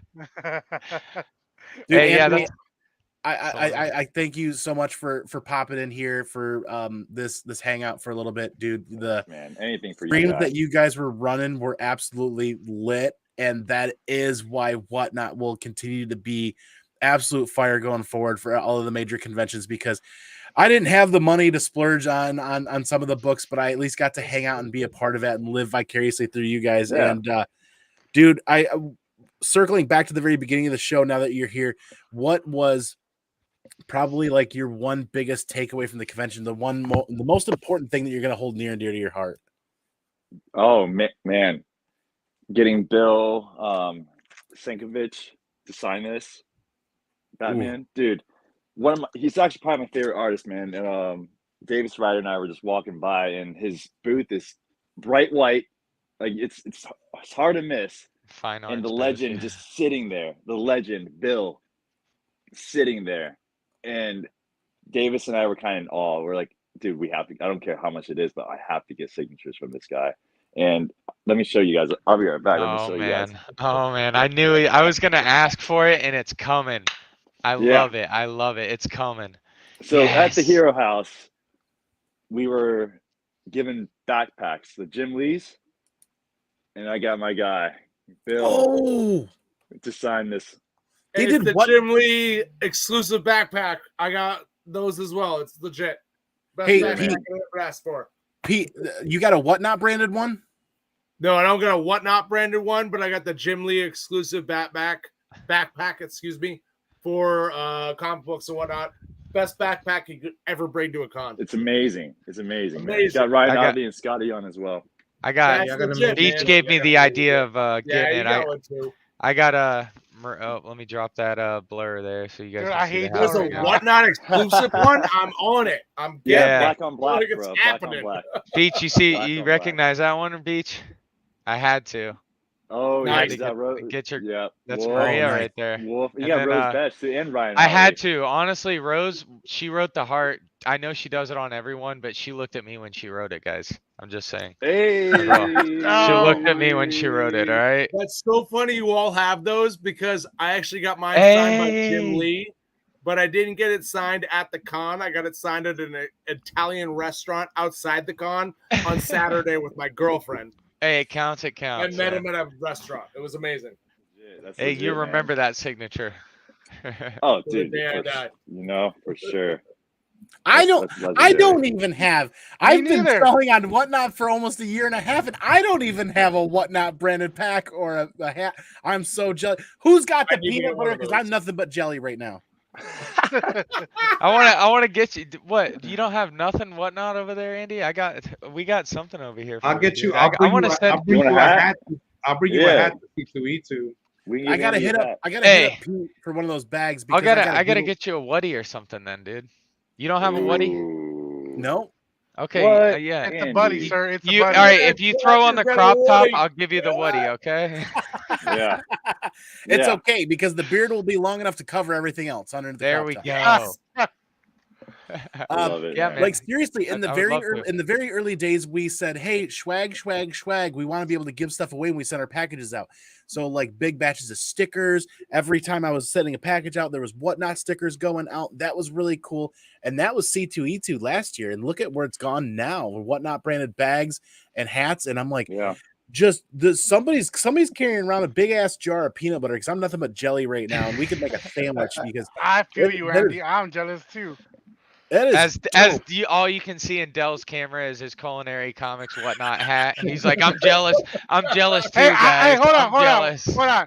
My wife makes my merch, bro. Look, anything sick. that's Whatnot, my wife makes it.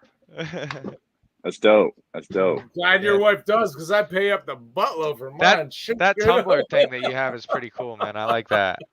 I'm Oh, gonna the one I look at have? those. Yeah, I like that, man. That one's really detailed. But Oh, hell from the yeah. very beginning, we were like, hey, a quick t-shirt or what can we do up? So like I go to probably 10 to 12 conventions a year now that half of them aren't like well known and Whatnot's not going to go to. Like Motor City is one of the biggest conventions in Michigan that I don't think Whatnot will ever go to. I would love to be able to set up a booth and start doing Whatnot stuff there at Motor City every year. Or better, I don't even need to spend money on a booth. I could probably do it. I just got to get Wi-Fi access or internet access because it's fine until you get everybody packed in there. Mm-hmm. That's usually when it dies out. It's I was gonna do one with the chalk art girl Beth this She past was Motor awesome. City, but as soon as we got the idea together, the reception died out. But it's cool to see the bags. I have a giveaway idea that includes one of those bags that I definitely need to hook up with somebody Whoa. to. That sounds like a deal. I've got a giveaway idea that's including that bag is a part These of a things are- Whatnot version or even a regular one. I've got an idea. Look So, at all that talking about space gi- chat. Talking at about that. giveaways, It's I'm gonna insane. tell what Skeff's idea came from my idea because I gave away this right on my stream. I even have Skeff sign it too. Where's he signed it? I have Beach. I have Webster. I have Nomas. Not Bravo, mellow. Peter Damas. I had Chancellor, Jack, Nate, Mog Park, Joe Rubenstein, John Yang, dude. And I gave it away on my chat, and then the guy that got it gave it back to me. So I really appreciate that guy because I just did it on like a spur of the moment. Like I'm gonna do this. I'm gonna give it away. I gotta do it for my first con ever, and I regretted it after. The guy hit me up and he gave it back to me. I'm like, I'm so grateful he did that. I'll just say It in was- San it was Diego, I awesome. was planning on live streaming there the whole time, like going through and whatnot. There was no reception. Like my phone had maybe one bar, if that. I couldn't even order an Uber until I got 5 blocks away from the con. Golly. That's the way to do it too, because I ordered an Wow. Uber. Crazy. I pulled it up right outside of the con. It was like $23. I walked maybe half a block south, and it was like 13. Crazy. Just saying that. If you want some tips, that's just walk away from your. I big live in San destination. Diego too, and it couldn't give me nothing. Stupid. Man, now that we've got Beachside here hanging out, I think it's time to run that last clip that Oh sent us. man, Oh Let's I boy. gotta see tell you, it. this is nothing but more I good love the vibes. Dell clips right Let's see it. now. Let's see it. Bro, I've been Hold on. I'm gonna buy Oh it. my gosh, No, don't buy guys. it. I might. $19, No, let the fam get 23, 10 seconds ago. Like I said, guys, this is the first time. Look, they're like, oh shit, should we be doing? They are literally like, should we be doing this right now? It's 100. 100 were printed. This is Kit Wallace, and the character, Mr. Issa, is the third best assassin in the universe. He has an alien for his hand, and it's like across his bones like a adamantium. It's like a squid alien, and it creates whatever weapon he needs. It's fantastic.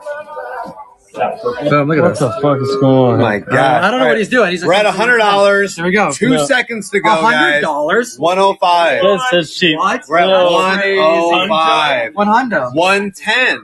There it is. 110. 6 seconds. Shopping? Jedi said, and a freebie for the win. Jedi, I want to hug you. I am gonna hug you. This fucking guy. Oh my god. 120. $120, guys. Wow. 2 seconds to go. Johnny, 100 what'd you print get counters. for- We're at 125 now. Shit, son. 125. It's full of bullshit. 130. Yeah. We're at Look at 130. this. 130, So, Mr. Issa, they are number setting the mark, 1, folks. 100 printed. The first one to be sold. And you're going to get it from the powerful Rage Theo. Hey, there you go, guys. That's Powerful. Friendly disclaimer, I will not ship shit till I get back home. All right, guys. Friendly Neither will we. disclaimer. No, hell no. You guys know I'm next day, but Yeah, not let's today. go. No, not this week. Not this week. San Diego Comic Con. We have to celebrate That's right. 2022. We got Rage Theo, Yeah. Live Comics, Yeah. Mr. Yeah. Issa. This random guy. This guy, Patrick. Hey, look at that guy in the back over there. What's going up next, guys? You better Oh, chime in in the chat. What's up? Chime in the Oh, you chat. got it. I Guys, got the music going though, so I can't. we're at 170, by the way. still going? It's still going. Oh my god. Guys, Shit. I need you to smash that follow on 100 Comic Pops. princes. He's going on right after me. My dad. It's my dad. 175, 180, Hey. 180. 8 Hey. seconds to go, In all guys. fairness, he's all of our dads. That's crazy. There you go. He's like There you my go. brother. All right, guys, there he is. Smash that follow on Pops. He's like my older Bobcat, brother. 180. Bobcat. Congratulations. My brother. Thank Oh, you. my Dude, just I Go, Tom. Tried to do that on eBay. That's all I gotta say. Yeah. Try to do that Yeah. on eBay. Yep. Seriously. Can't make that Yeah, kind of try to connection. do that on It's eBay. not That's as a good yeah. It's not as authentic. That's the fun right there that Whatnot has. Yeah. It was a whole live streaming and everything, man. Big That was frat awesome. party. Whatnot's That's what it changed is. my world, dude. I mean, Whatnot's changed my life, dude. I Yep. mean, I'm doing better than I ever have in my entire life, just doing what I love on Whatnot. Mhm. So, and that just Yeah. proves it right there with Comic Tom, hands down. oh my god, this show was about SDCC, but we keep looking forward to C2E2 and how epic this is gonna be. Oh my lord. Is this everybody C2 is that's gonna be gonna be great. there? Is everybody on the screen? I'm not going to C2E2. I will say that. Okay. I'm going to Oh. Boston Fan Expo.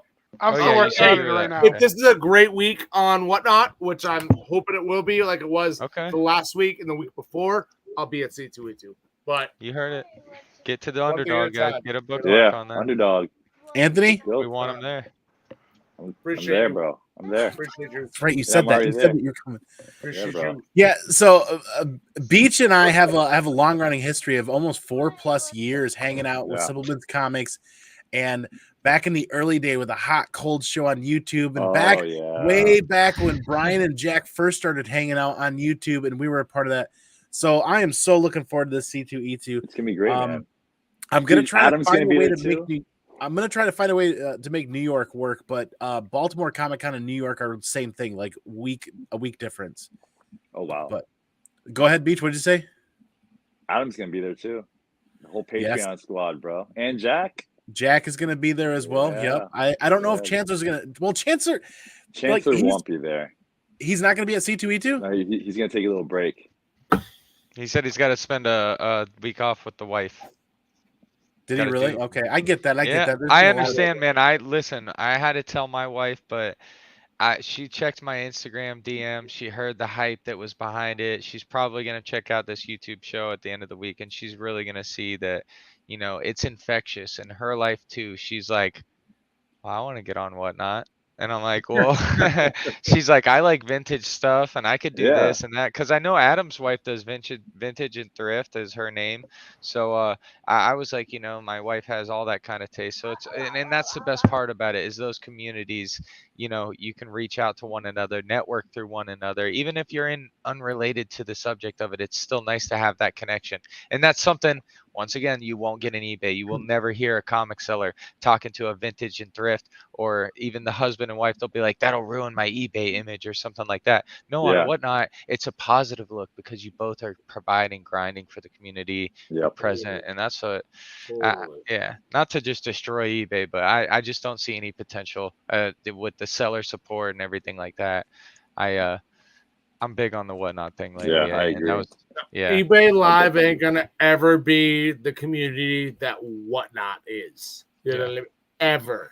So there's a phrase out there There's a phrase out there that says Ah. you either Oh. die young as a hero, or you live long enough to see yourself become the villain. And I think eBay is going to be the villain. They've been around too long. They're too set in their ways. Yeah, agreed. They're too comfortable. Did they not drop? I thought I saw on like an Instagram ad or something like that. Did eBay drop a variant, like a Marvel Thor variant? I'm pretty sure I saw on the back of it said Marvel, and then it said eBay. It had the eBay logo on the back of a comic. I don't know if it think was a they- troll post that I maybe come across, but I could have sworn it was a Thor cover with the eBay X Marvel on the back. I don't think an eBay logo looks good on the back of a comic. Oh, It looks not at kinda all. That's cheesy. what I said. Yeah. It I ain't imagine gonna that be on the front of a what dusty is. old window on the side of the road, you know? eBay Publishing, come on, shut up. Just shut up. Cheesy. It's cheesy. Just shut up. Yeah, it's cheesy. It's, Okay, yeah, like, Paul, if I saw a logo on the back of a book, I would like the eBay logo. I just think, well, whatever. Gun Deal Like, said that they had one at NYCC last year. They Yeah? don't. They're Well, they haven't don't heard carry about the it. same brand recognition, right? They had in one comics. called in. I'm in the Palm Coast area. Oh, deep dive. So they had one at NYCC last year. And then, does anyone know what it is? yeah, right. Do we remember that one? Yeah, I mean that's that. You know, Yeah. think That's all about you what need to not say. the battle damage and stuff. You know, All you need to say right there. You know? Paul Yeah. knows somehow. yeah, Hey, that's the Deal's- Doctor he's- Strange. He's the man. Thank you, Paul. Well, that Thank was you. the MCU Doctor Strange too. That was like, like that thing wasn't that great. So Yeah. So we're over 2 hours into the show, which is absolutely phenomenal. And I think now's a good time to start going around the horn on parting shots, because I feel like that might take a little while, and that gives them like another 30-minute buffer, so to speak, hanging out. But definitely, if we can go around the horn and just anybody pick up and start going over parting shots, what would they do differently? What are they gonna miss? What did they learn? What was kind of that big? I know. I don't know about you guys, but I achieve success through failure. I fail, I learn. I fail, I learn. I fail, I learn. Then I succeed. So what did you guys pull away from this convention after maybe some failures or not that you guys would be applying going forward? I would. Well, you know what? This is my first time at San Diego. I'll be back next year for sure. But I have to thank my crew because I prepared. I truly prepared like weeks prior. Like I literally, you walk into my living room. It's like a war room. Blueprints, booths, steps to the booth, like distance from the booth, time, like everything, man. Preparing what a list of what wristbands I had to get, this and that. What exclusives I had to get. It was really an experience, and I can honestly say that I didn't have failures. I think I was very successful because I accomplished everything from monetary goals, from securing whatever books I needed to secure, to having my streaming goals, since I was streaming from the Whatnot House two times, what I wanted to make from there. And I think the experience was phenomenal. Mistakes, I don't think I made any. I think I would just really go a little bit harder with knowing what I can make there at that type of convention, and really just plan a little bit better on making more, because I think I could have made more. I surpassed my goal monetary wise for a business, what I wanted to make, but I feel like I could have made more. I could have made more, but I just took it like Saturday. I just chilled. Sunday I wasn't even there because I flew back Sunday morning. So maybe go hard Saturday and Sunday and make a killing. I caught a good day on Sunday, man. The Boom booth had 25% off everything. What? Yeah, Boom was great. I mean, even though I cleaned them out during the first week, but the Boom was great. Yeah. Shout out to her. I think Boom had a great booth in regards to their staff. Awesome booth, awesome people. Great layout, presentation. Great too. layout, great flow. They were awesome. I mean, that could be another show we could talk about every booth from there, because I think every booth had a great, had some good things, good takeaways from it. But I think for me personally, I think I executed my plan 100%, and I was super happy with the results. That's why I'm packing right now, as you see. Tremendous. I shipped back 90 pounds of books. on Saturday. Jesus. Oh wow. 90 pounds of books, which cost me about $330 to ship back to New York. I did not expect to pick up that many books, but I just, again, because when going into San Diego, you don't know what's hot. Yeah. Like I had a top 3 of what was going to be hot, and 2 out of 3 were hot. And I, you know, to me, the sleeper was the Harley Quinn Souls of Michael Foyle. That was the sleeper. Did not think it was going to be a $200 book going into the con or even going out to the con, but that first day, that book skyrocketed and became a $200+ book. And by Saturday, it was sold out. So, or by Friday, I believe it was sold out. But again, I think it was great, man. Only thing I'll do different is just stay the extra day. But I also didn't want to leave I didn't want to get my flight canceled like some people did or delayed because everybody was leaving Sunday. So I left like at the crack of dawn at 7 in the morning, and that's the only thing I would do different. Damn, 7. Holy crap, bro. Yep. And you went out Saturday night. Yeah, I kept the low key Saturday night. Yeah. After dinner, I just went home, I just packed, and I hit the bed, and I was like, I had to be up by 4 in the morning to hit the airport. Damn, bro. Hey, Mello, we should get him as a part of the Beachside Boys now. I think that's qualified. I mean, what we saw from Nomos downstairs, man, I gotta say, out of the streams you had, that one downstairs was a treat, man. Like a total treat. Like I enjoyed the Beach. You remember the Tyler, dude? That was just like I went upstairs to go, you know, to hydrate a little bit, and I come back downstairs, and all I hear is Tyler. It was crazy. It was crazy, nuts, man. It, and that's why I want to be able to. I want to be able to pull that video because I videoed everybody remarking it, every person signing it, everybody. Oh, and you had it up in the air, like you were getting the whole scene and everything. One after the other. I was like, Tyler, come. He was like, me. I was like, yeah, come, bring your ass over here. I was like calling everybody. Aaron, you're next, and it was just like, it was a super dope experience. You can always hit up Seller Support. They can provide you the video. Yeah. I'll call him. I'll definitely hit him up. Just email. You'll get your video in like 2 hours.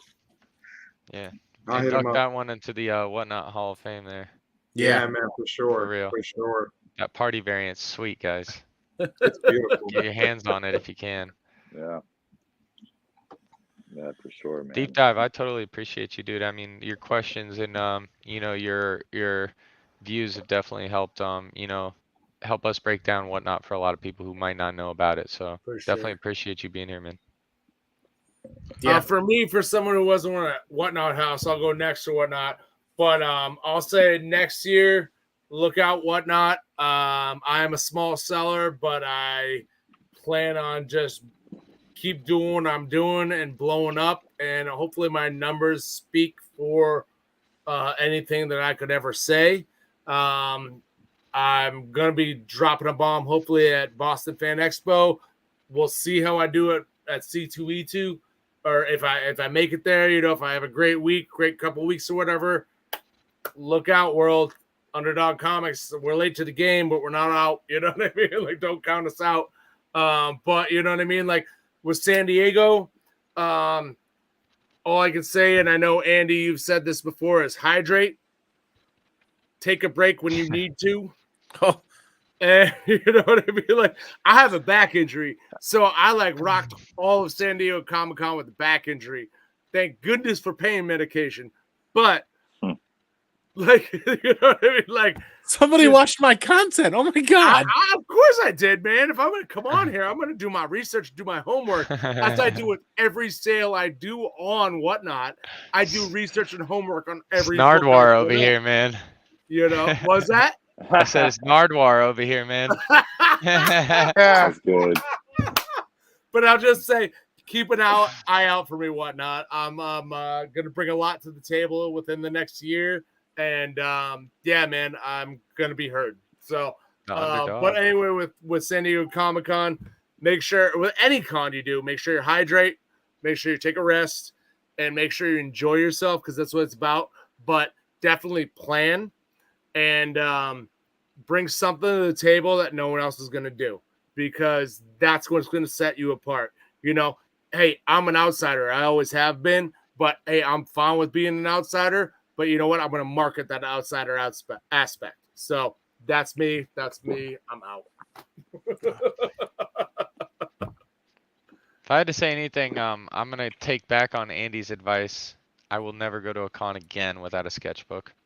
That's like gonna be my #1 thing from now on. I could have used that a million times. It could have saved me so much time to just get that done, put it right in front of him, and be like, yeah, sure, why not? He just spent that. So, and then other than that, I didn't take a break, but it was San Diego Comic-Con, and I knew if I didn't capitalize, and I knew that if I didn't do what I had to do, that I wouldn't be able to get the stuff that I came across. And from what I have to provide for chat and the kind of stuff that I'm gonna be able to run with the time I took, like I probably walked a total of 30 or 40 miles total, and being like 3 of those miles to in and out to try for my first time.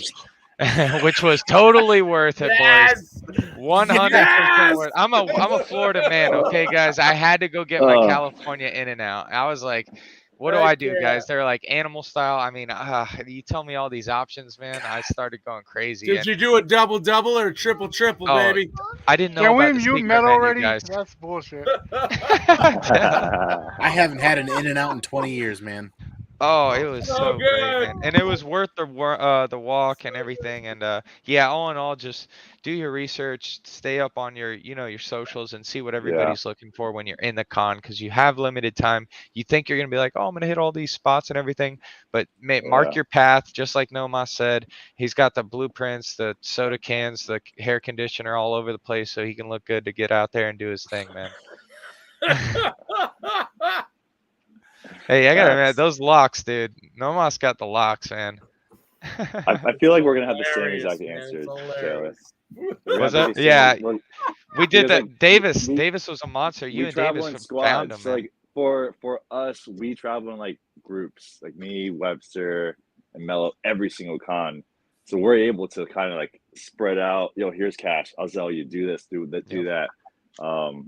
The scheduling thing though is a big deal. I mean, Scotty Young, I think he had 1 hour, and it was like 12:45, and he was leaving at 1. And like I went ahead and I kept on calling you boys, Scotty. Like, so you definitely have to like kind of schedule each day ahead and get your favorite artist, writer, et cetera, et cetera. I regret not getting the Grimm, the Sdcc Grimm. It was a little late for that one. So sexy too. I didn't expect the Todd McFarlane line to be as long as it was. I was like, holy shit. It's like I didn't 8 get columns any long. McFarlanes. Yeah, it was crazy. But I'm pretty happy with the results. I agree with Nomas because I left Sunday as well. I didn't even go to con on Sunday. I feel like that extra day, especially hearing that they did 25% off at Boom, and knowing that probably each company out there is going to try to dump as much as they can at the con at the last day. So I think the future cons, I have to leave the Monday, the following day, or at least night. Another thing is get your luggage ready, because you do not expect how much you are going to bring back. I brought like 20 to 25 books to San Diego, came back with 2 short boxes. Oh! This got filled with comics in the Ross in San Diego. I left with 3 long boxes from San Diego. I packed up long. Here you got the blur again, but I packed up all my materials, all my clothes. I put a short box right in the front of a Ross. This big ass bag. Paid quick $70, chat, so you can avoid yourself there, or you could do it Nomas way. I don't know how much. How did that cost you, Nomas? The 90 pounds of books, dude. Yeah, that was about $330. So yeah, I just dropped it. You know what, FedEx? I dropped it off. They bubble wrapped everything. They give you the white glove service. Bubble wrapped everything. Yeah, I was a 10. Everything was boom, boom, boom, boom, and that's it. I didn't have to deal with any of that. If you guys don't know, you can get like one of those short boxes, like just a regular cardboard one. If you flip it on the side, it fits underneath the seat, and you can actually use that as a personal item. So I did that with one, and I put the other short box in my carry-on, and I just put it above, and that's how I got the two back. But underneath the seat, personal item underneath the seat, short box, and boom, that's it. I don't know if anybody just saw Nomos, but He has a spawn. he's a I little saw rat. that. He's a I little saw rat that. for getting in that line somehow, man. Were they Yeah, limiting it I to was one a person? I was in there Two, at I think. fucking 7:30, man, waiting. Oh my god. Almost got kicked out too. They were like, get away, get out. I was like, and then when it Dude. said line, I was like, No wonder number why they're 5 going online. 200 plus on online, man. It's crazy. That line, I wouldn't Yeah, have gotten in it.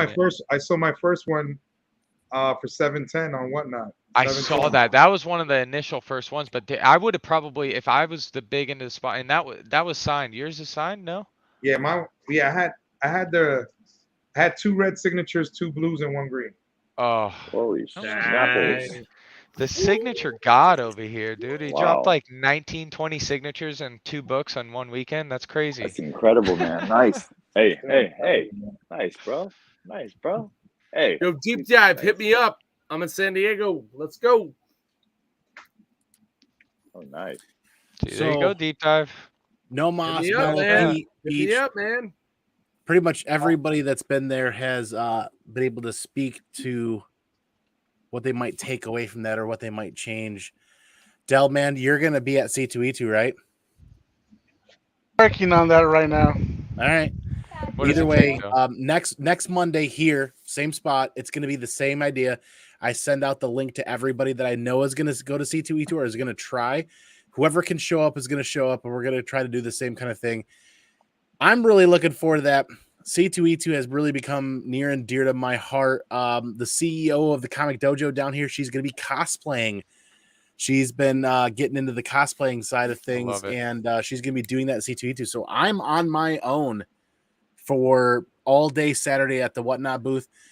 I know I've got a couple of questions for Nomos and Pete after we're done going live here. If I can get you guys for like 3 or 4 minutes, and Anthony too, Absolutely. and anybody here. But we've kind of done parting shots, kind of what we've learned. But really, if we can take the next 10 or 15 minutes, if you guys can go around the horn, where can people find each and every one of you guys? What do you have going on besides just conventions?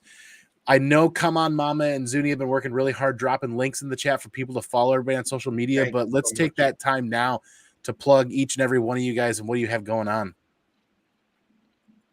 Del, brother. This week, I have Terrificon. I'll be at Terrificon this week in Connecticut with John Jang and Ariel Diaz at the Carnivore Comics booth, so we'll be there. Then the following weekend, I'll be at C2E2. Setting up with Capture Collectibles and Comic Men, dropping some exclusives there. And then I'm probably taking a break to gather everything up for New York. I'll be boothing at New York. New York will be, my booth is 3341. So stay tuned for that. And just lining everything up for New York. I may do Vegas in September, maybe.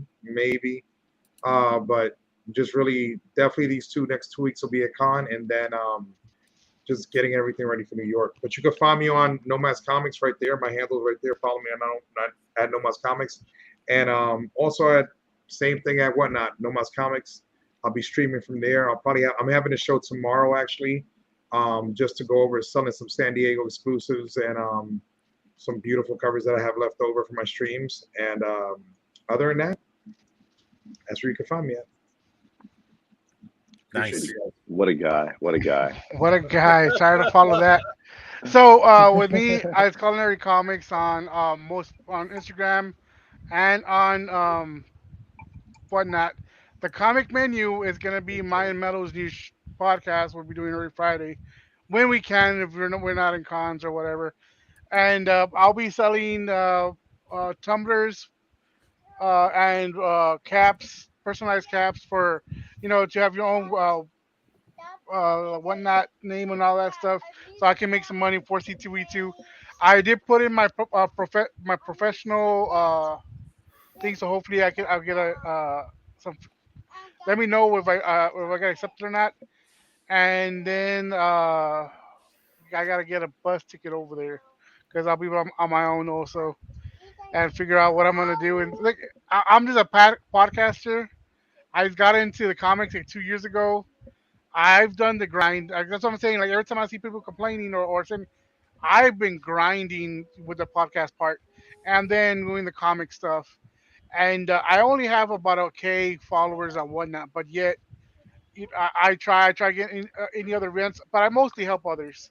So if you need assistance, you need something from me, just hit me up. I'm a big promoter. That's why my thing is. I promote everything, anything possible. Um, oh, it's something that Andy hasn't forgot to bring up. Fan Fairland, you know, on Whatnot. I saw them, I think, on Sunday, right? Yeah, it was on Sunday. I got to see them for a bit. And they are thinking the next show is in a few days. Watch out, Papa. And there's another reason why I really can't go a lot of places. I'm a dad, obviously, and y'all know you have kids. School's coming up. Gotta buy. I have 3 kids. I gotta buy their stuff for school and stuff. So it's tied with funds right now. I know where I am going to New York Comic Con. I have 2 exclusives coming out. Working on the third one. See if I can do that. And I have another. I have 3. I jumped on Andy's. I have a podcast on Wednesdays called Comic Fanzine, and then the Comic Menu on Friday. So I'm just grinding that shit as much as possible, helping out, Hell yeah. growing stuff. So that's me, guys. Mello. Yeah, to Awesome, man. follow up Thank on you. Dell's, Don't go anywhere yet, Dell. After the live feed ends, Dell or Mello, go ahead. Oh yeah, just to follow up on Dell, man, I'm kind of same train, just trying to have fun on the app. Whatnot's changed my life. I'm just trying to reiterate that back to the chat. You can find me on Whatnot, you can find me on Instagram, you can find me on YouTube, you can find me on the Beachside Gang. I'm always there. You can find me. I'm gonna be jumping in the chats all the time. You guys know I'm always looking on the shows, so you won't have to look for me. I'm gonna be there. So just give me a shout. I'm always down to hang out, guys. Especially if you're at the con, like Andy was saying with the pick up at the booth stuff. If you ever want to come up to the booth and you know I'm at a con, please come up and say hi to me. I would love nothing more than to hand something to you, give you something that I have access to that you might not. Like if I have an extra Woody in my pocket, you might catch me. Yeah, I might have an extra. Beach handed out 50 free comic book day comics just because people were walking up to the booth saying hey. So you guys never know what will happen, so always take a chance. Fun. And you guys are the real influencers. Make it rain. Chat, so what yeah, you do when you're in the booth, you just throw books. you guys make us do stupid things like Skeff says, man, and you guys make it a lot of fun. So chat's the true influencers, and follow chat if you don't, because I'm always looking to follow back, guys. So I agree with the following chat big time, actually. Yeah, man. Always love to see what chat's got to do. Tag a post, do all that stuff. So who's I up guess next? I'm up Petey? next or whatnot, yeah. Yeah, let's So hear it. first What- off, I Mr. want to Whatnot. say Deep Dive Comics. Please hit me up on Instagram, Facebook at Underdog Comics, as you see right on the chat here. All one word, DAWG, Underdog Comics. But yeah, I'll gladly help out any single person with any questions about Whatnot or helping them succeed in the game, because I struggled with my first couple months. I've been on since the beginning of the year. First couple months were a real hard transition for me. And then once you figure out what's going on and what makes it work, and, as Skeff said back in the day to me, he said, if it doesn't work for you, pivot, make it happen. You know what I mean? Like work make what works for you. And it succeeded. You know what I mean? Like I've succeeded on that aspect. Whatnot has changed my life to the 10th degree. That's all I can say. Beachside, Milo, Nomaz, Dell, you've changed my world as well. You got me into Whatnot. Andy, I can't thank you enough for having me on today. So thank you, everybody in here right now. You guys are amazing. I can't wait to meet you all in person. Yes. Hopefully come Boston Fan Expo, or hey, if this week goes great, I'll be at C2A2. You know what I mean? Let's can't wait to go. meet you all. But definitely check out my show tomorrow at noon Pacific. We'll be doing, again, a build-a-box claim or best offer sale. That being said, claim as many books as you want. When you're ready to check out, I build your personalized box in the Buy It Now section. You only pay a one-time shipping cost right here on check this Whatnot. one-time shipping costs We're out thing. That's pretty changing cool. the game from That's the awesome. auction format. I'll tell you that straight out right here, right now. It's been a huge success. A lot of great people picking up killer books at fractions of the cost. Everything is at or best offer. But yeah, you all have been amazing. You've all inspired me. Beachside, you've inspired me tenfold. Milo, Nomas, thank you, bro. Andel, Andy, I'm just getting into you as well right now, but I love you, brother, to the 10th degree. That's what you she guys said. are great. You know what I mean? You're all amazing. As I say on my show, amazing people doing amazing things each and every day right here on Whatnot. I truly believe that to the bottom of my heart. So thank you guys for everything you guys do. Hell yeah. Hey, Beach Brother, before you go really quick, I had a question for Pete, man. Fire away. What is a pirate's favorite letter of the alphabet? Well, you think it's the letter R, but when it comes down to it, it's the C! I've been bested! Holy shit! Somebody finally beat me. Okay. I was like, damn, what then what could it be? You took Damn. that wind right out of my sail like a true pirate. Man, baby. That was great. That was great. I'm so defeated. We're having a beer and a shot of Jameson. We're having a good old time, brother. I'm so defeated. That's great, man. I've never been bested before on my own show. Yeah, I know. If it would have fell through, pausing hard beat sleep side would have tonight. been really good. But damn, now he just like you said, he ripped I that would've said sail R, down, yeah. man. I would have said R. All right. Damn. He had me, yeah. Beach Brother, bring some life back into the sales that is this shit. I'm B-Side Hobbies, guys. Follow Come me on tune in Instagram. tomorrow at noon Pacific. You're going to have a hell of a show. Every show I do is a concert. Let's roll. It is. He's snorting like I do. He's snorting like I do. I love it. I love this guy already. Oh, my God. That's great. Oh, I didn't do shit. Get out of here. Oh, man. Oh, my God. All right. Oh, my God. You guys are amazing. Thank you for this. Beach For Brother. real. Woo! Oh, man. How do I follow up to that? Just snort. Just snort.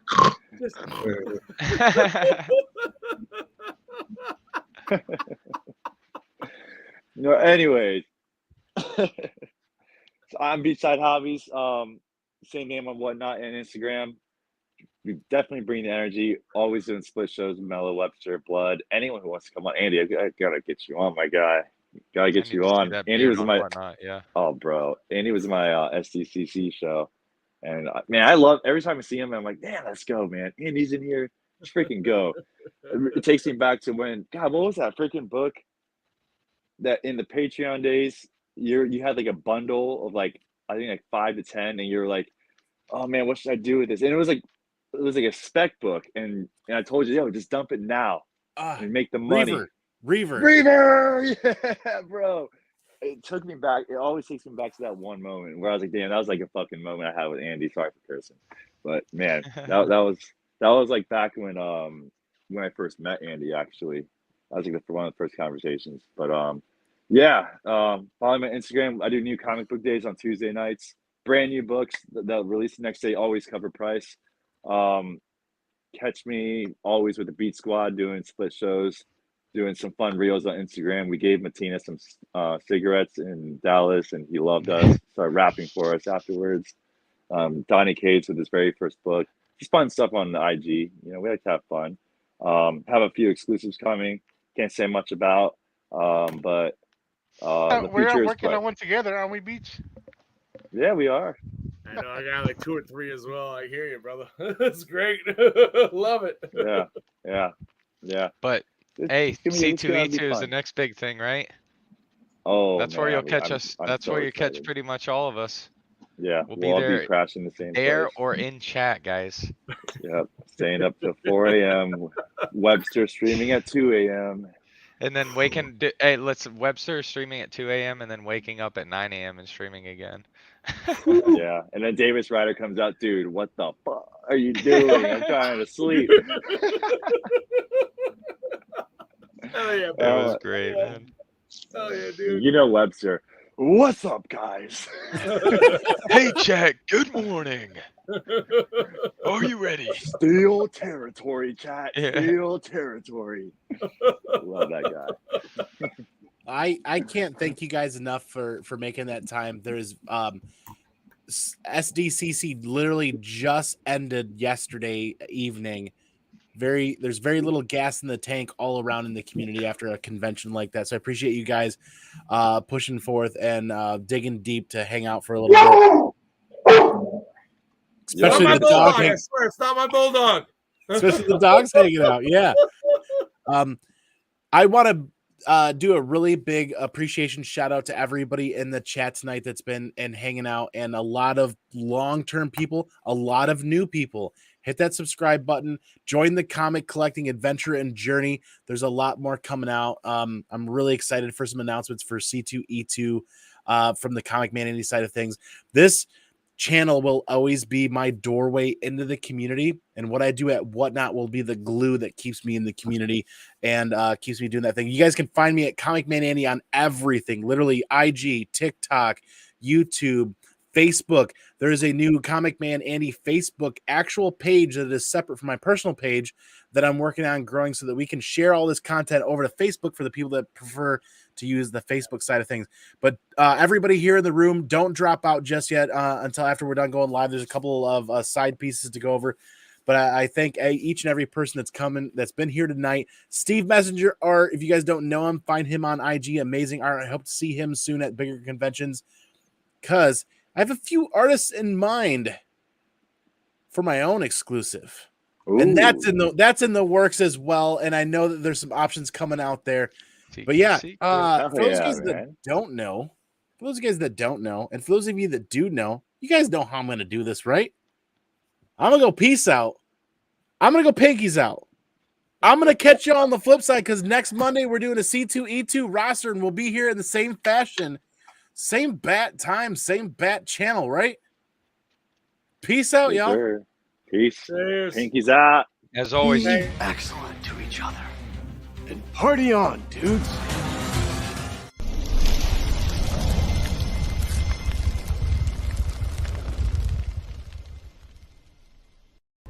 Excuse me while I change. The roller boogie has made me sweaty. Yeah, sweaty. To targeting computer. Oh, yeah. I love gold. Stay on target. I love gold. Stay on target. Fucking podcast. I love gold.